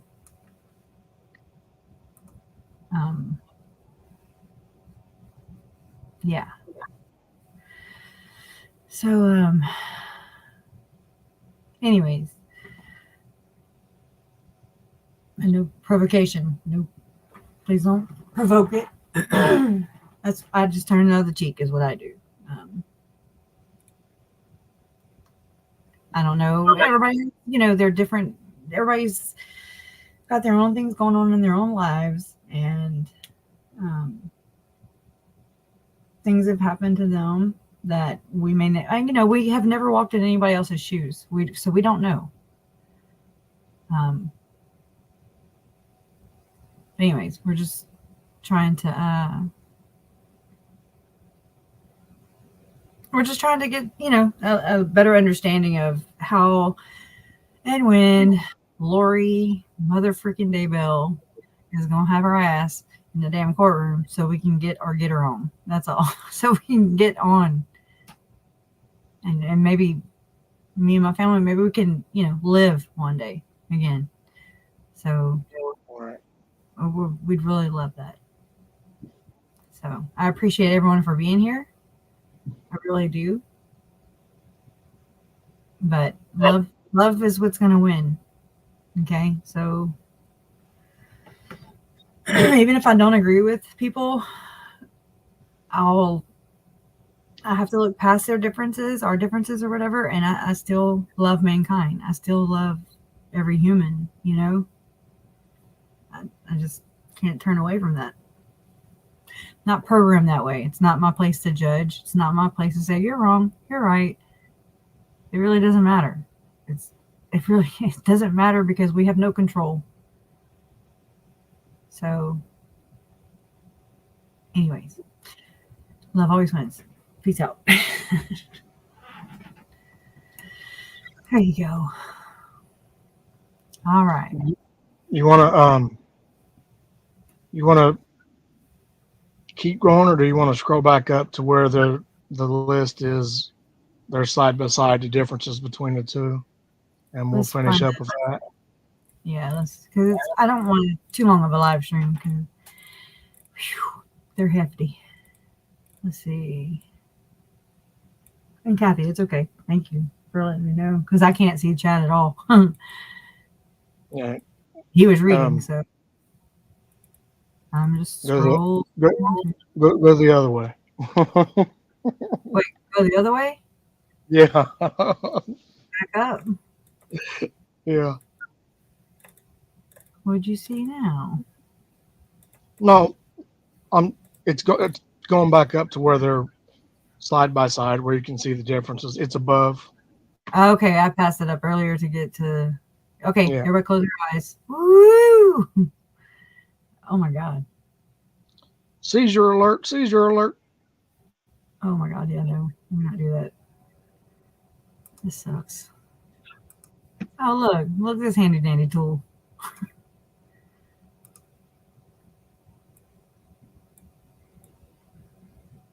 Is that what you're talking about? Right? Yeah, that's it. You see where it says forensic examiner and clinician. It's a therapeutic clinician, so yeah. Yeah. Comparing forensic and therapeutic roles for mental health evaluation. The purpose of the evaluation for a forensic examiner: assist a legal decision maker, typically a judge, to make a more informed decision. Mental health needs are explored only to the extent they are relevant to the legal issue being addressed.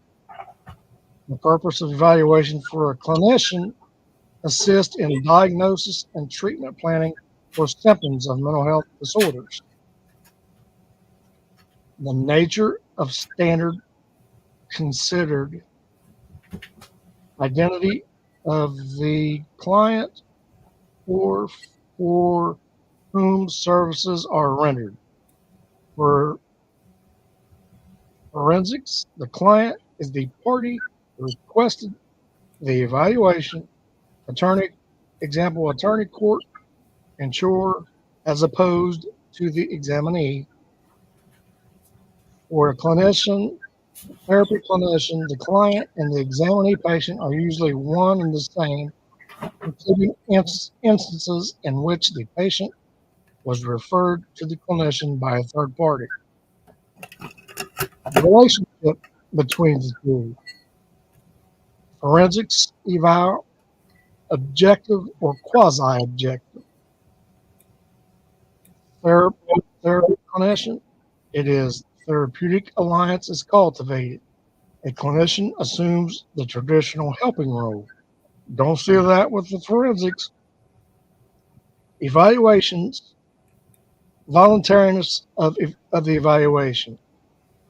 Forensic evaluations may be compelled by courts, employees, insurers, or at the behest of legal counsel with no option in the traditional sense for the examinee to decline. All right. For the traditional therapy, relationship is typically initiated by patient who can terminate at will. Length, course, and goals of treatment are at least partly directed by patient. Confidentiality.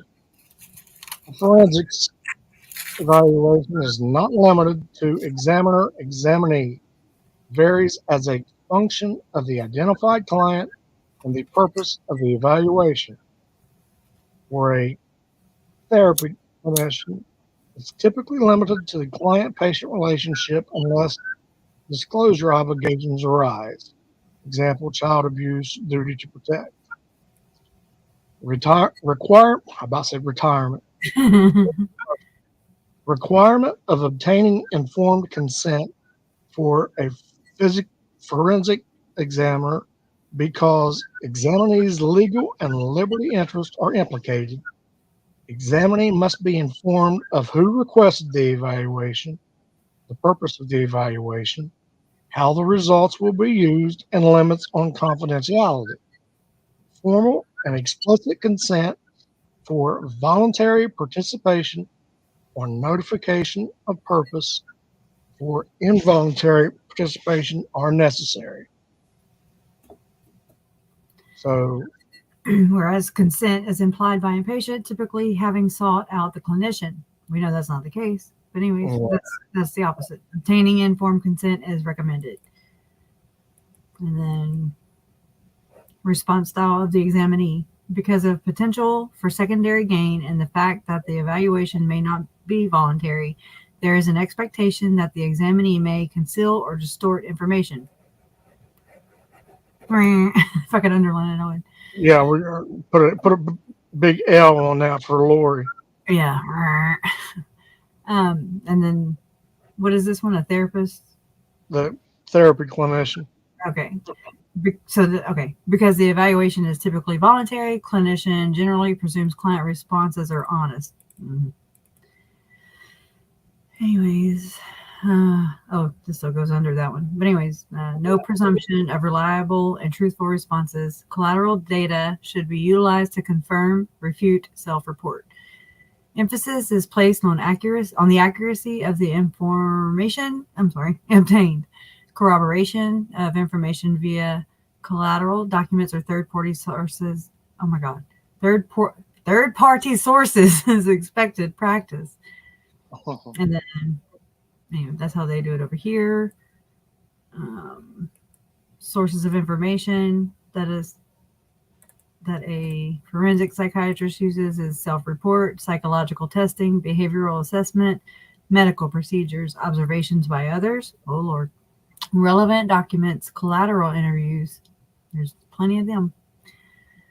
Settings can vary widely from a private office to a correctional setting with limited privacy. The pace they go, deadlines are imposed by the legal process. Yay. Less time is available for rapport building, and single session evaluations are common. Written report. Customary for a lengthy and detailed report to be written. Focus on functional legal capacities relevant to the legal relevant to the legal issue being addressed. Expectation that the report will be entered into evidence in the legal proceeding. Follow conventions, standards in the field of forensic psychology. Testimony should be anticipated as a possible follow-up to the evaluation and report. That's the expected outcome of the assessment.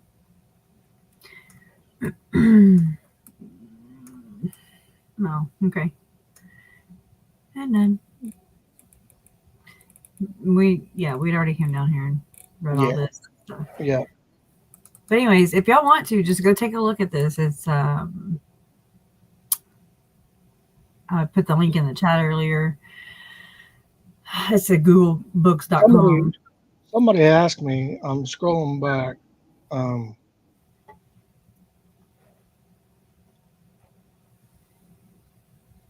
They asked it was Rhonda.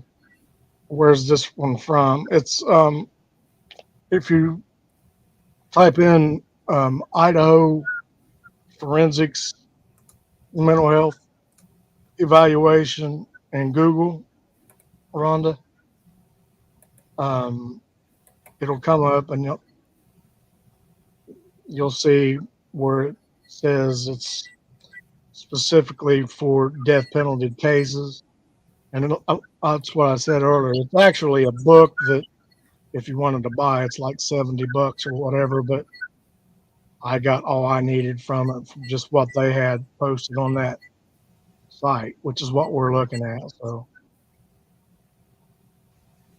I'm reading comments and they're heavy.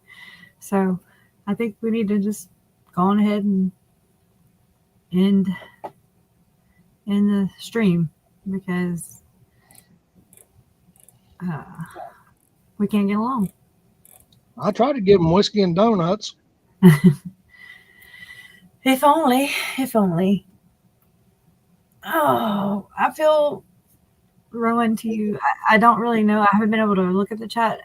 I know that that's me. I mean, I have no idea what's even going on between. But I mean, my overall understanding of DJ Norman is that something has happened in his past, in his life, and I'm sure that there's triggers, I have CPTSD from all of this, and it's intense, and nobody really understands it, and there are just triggers. I mean, I startle easily. I'm getting better. I stutter step when I talk. Like today is not a good talk day for me. It's just. Well, you did fine. My God, we're not professionals at this, it's man. Frustrating. And it's part of the complex post-traumatic stress disorder, and it's something that Lori and Chad have given me, from their actions. It's trauma, and so I feel like. So, I've always felt like this. I don't know for sure about DJ Norman. I just know that he's really dedicated as well. I just feel like there's something that happened in his past that is maybe his reason for being here. And I would, really love to. I don't want to dismiss anybody. I don't want to silence anyone. I just want everybody, including DJ Norman, to be respectful, that maybe lashing out here or expressing ourselves here is not the time nor the place. But I mean, I would love to talk, to you, DJ. I've been wanting to, because I feel like there's a big, heavy story behind you, and I don't want to silence that. Because I feel like it does pertain, it does pertain to this. There's something about the murders of these children and Tammy and Charles and Joe that have brought each and every one of us here, right?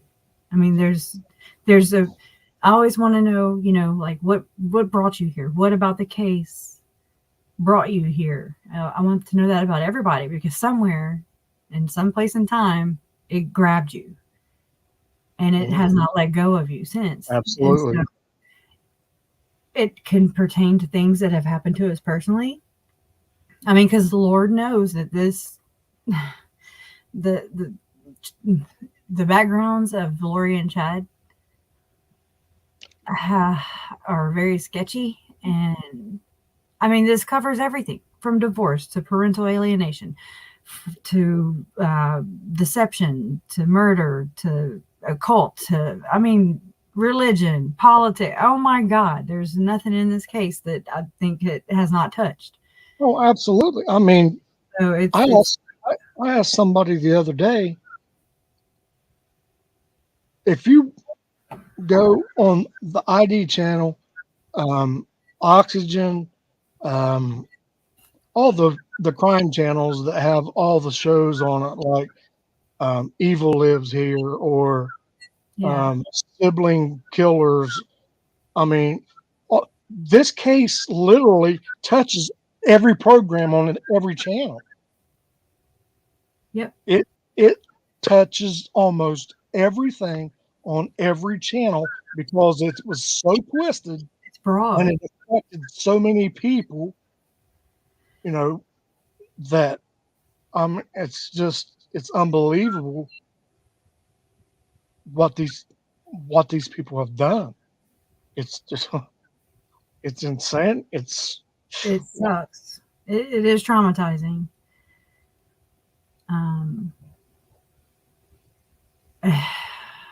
It just sucks. And it sucks that, you know, okay, about the religious aspect of it. I agree with you, Rowan. I'm not about bashing anyone's religious choice. Nobody here should be bashing, you know, whether you have experienced something in it or whatever. Chad and Lori, although I gotta say allegedly, they perverted it.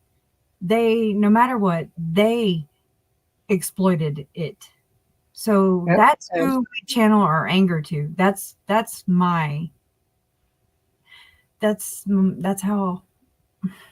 And I'll sprinkle my little 2 cents worth in on it, guys, in the chat.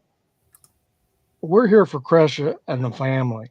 Let's be better than other channels and you know, attacking each other in chat and all.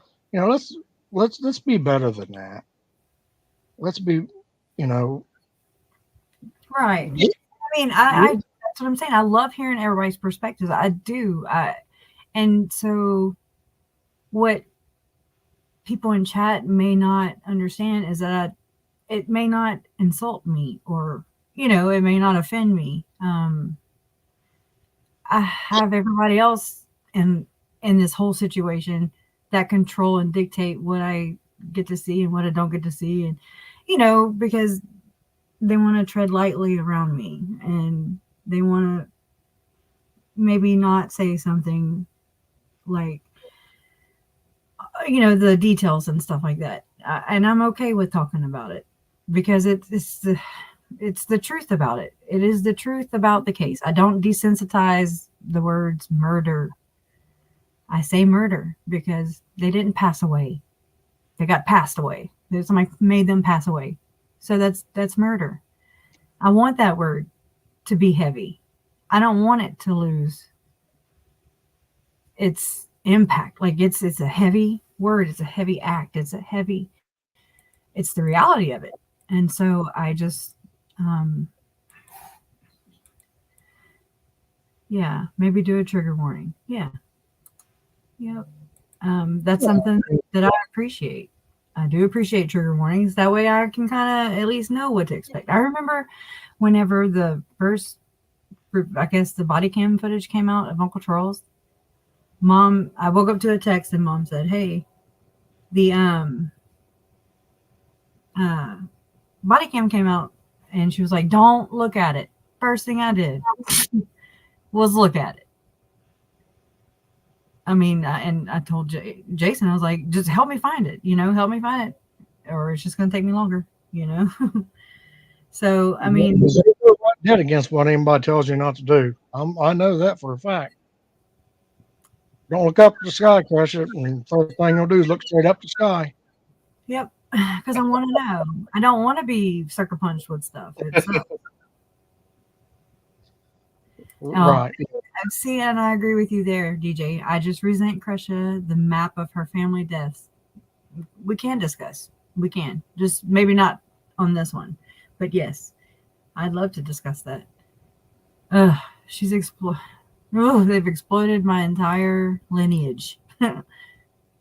Allegedly tried to. And that's bullshit. I don't play that. And I agree. Janine says, congratulations, by the way. And I'm glad you got the book. I sent her the book, the Cajun Who Dat Baby book. Yeah, I mean, I've said it ever since I've started doing lives with you. I'm not painting any religion with a wide brush. These were our extremist fringe groups, right? And somebody I just seen in the chat said, well, I don't see it now, but we can't guarantee that it's not going to happen again. I mean, evil just pokes its head up when you least expect it. I mean, the kid at Michigan just went and killed 4 people up in Michigan in that school. That's just evil poking its head up. But no, I don't think we should. I don't, and I know you don't. I mean, it's not a broad brush that I paint with or you paint with. Right. I just want to understand it. And a lot of people get offended when I even just ask questions, and I'm like, okay, I'm obviously, because I didn't know either way. I was completely ignorant.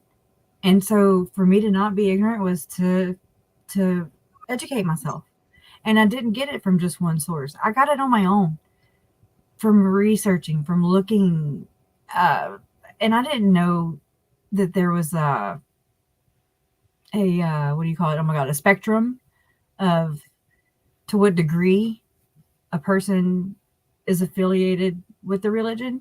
Ex-mo, a no, never mo, a momo, ho. I didn't mean that. A momo.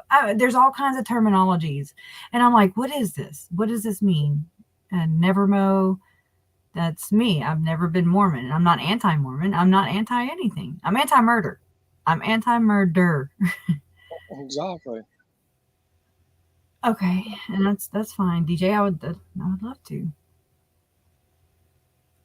Let me see. Let me read it. I don't think it should be made public. You can have any others with you. Video is fine. Arrangements can and will be made. That's awesome. I would love to hear your story. I feel like it's valid. And you're valid. Your voice is valid. It's when people try to mute those voices, that gets me.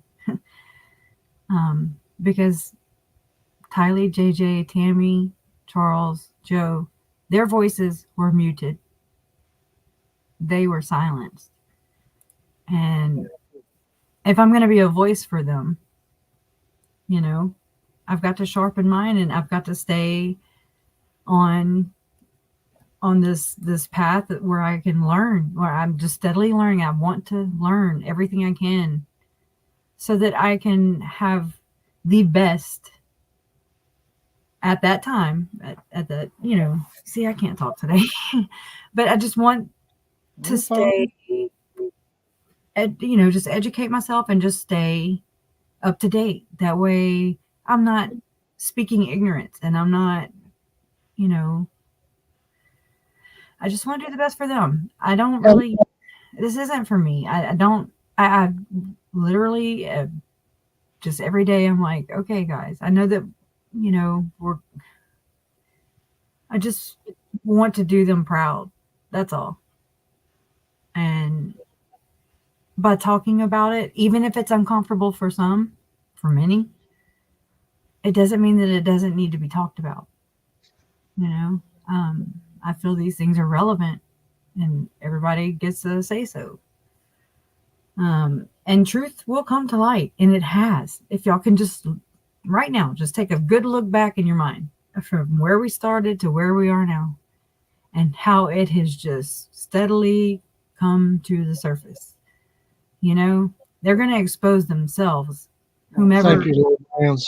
Thank you. Oh, thank you. That's so sweet. Thank you.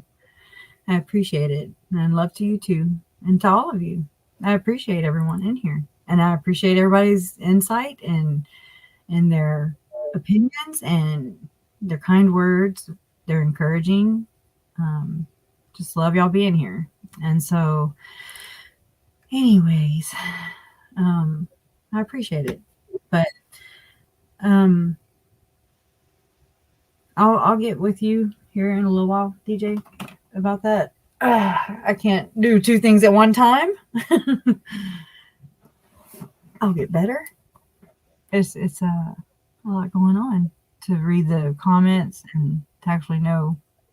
Like, I seriously cannot try to pay attention to somebody talking and then read something. If I'm reading something, then I block them out. It's crazy. And I'm just like, what? But I don't want to miss anything. Yeah, I mean, if I had, crazy eyes that he had in that movie with Adam Sandler. No, yeah. If I had crazy eyes, I could do that, but I don't have those. Yeah. Thank God. It'd be hard to look Thank at. you, Amy B. Thank you very much. I appreciate it. I will try and get a better mic. She said I sounded a little muffled, and I was like, oh no. That could just be me talking, because sometimes I tend to talk that way. Oh. Thank you, Katie. Oh, that's very sweet. Y'all are okay now. Y'all are making me blush. Oh, thank you, Janine. Thank you.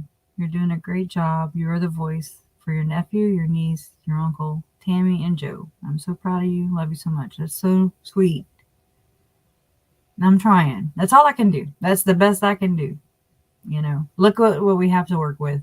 It's a lot. It's intense.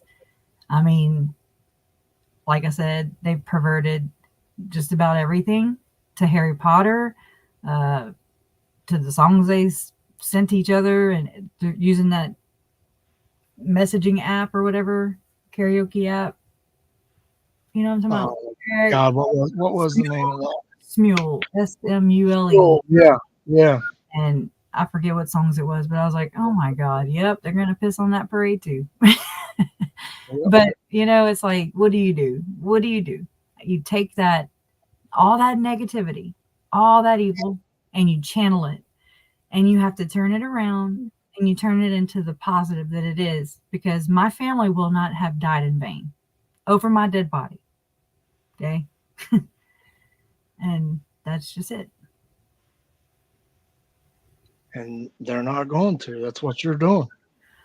Yeah. Right here, right now, on this platform. Right. Which, again, their blood was spilled to provide it, so I'm going to take advantage of it, like anybody should and would do.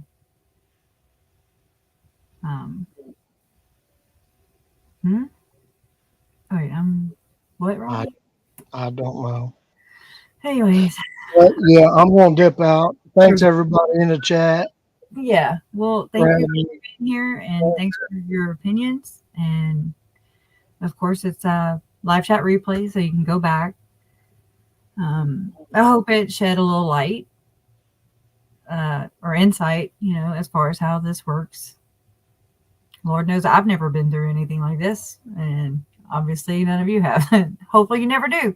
Right. So that's what it's all about. Understanding, or like KJ says, truth, logic, and common sense, that gut feeling, and yes, even a little psychoanalysis. And that's what it's all about. Community. So thank you so much. And we're going to bid you adieu. Good night, everybody. Thanks, Cratchy. Love you. Love you too. Love always wins. Yep. Bye, Bye, guys. guys.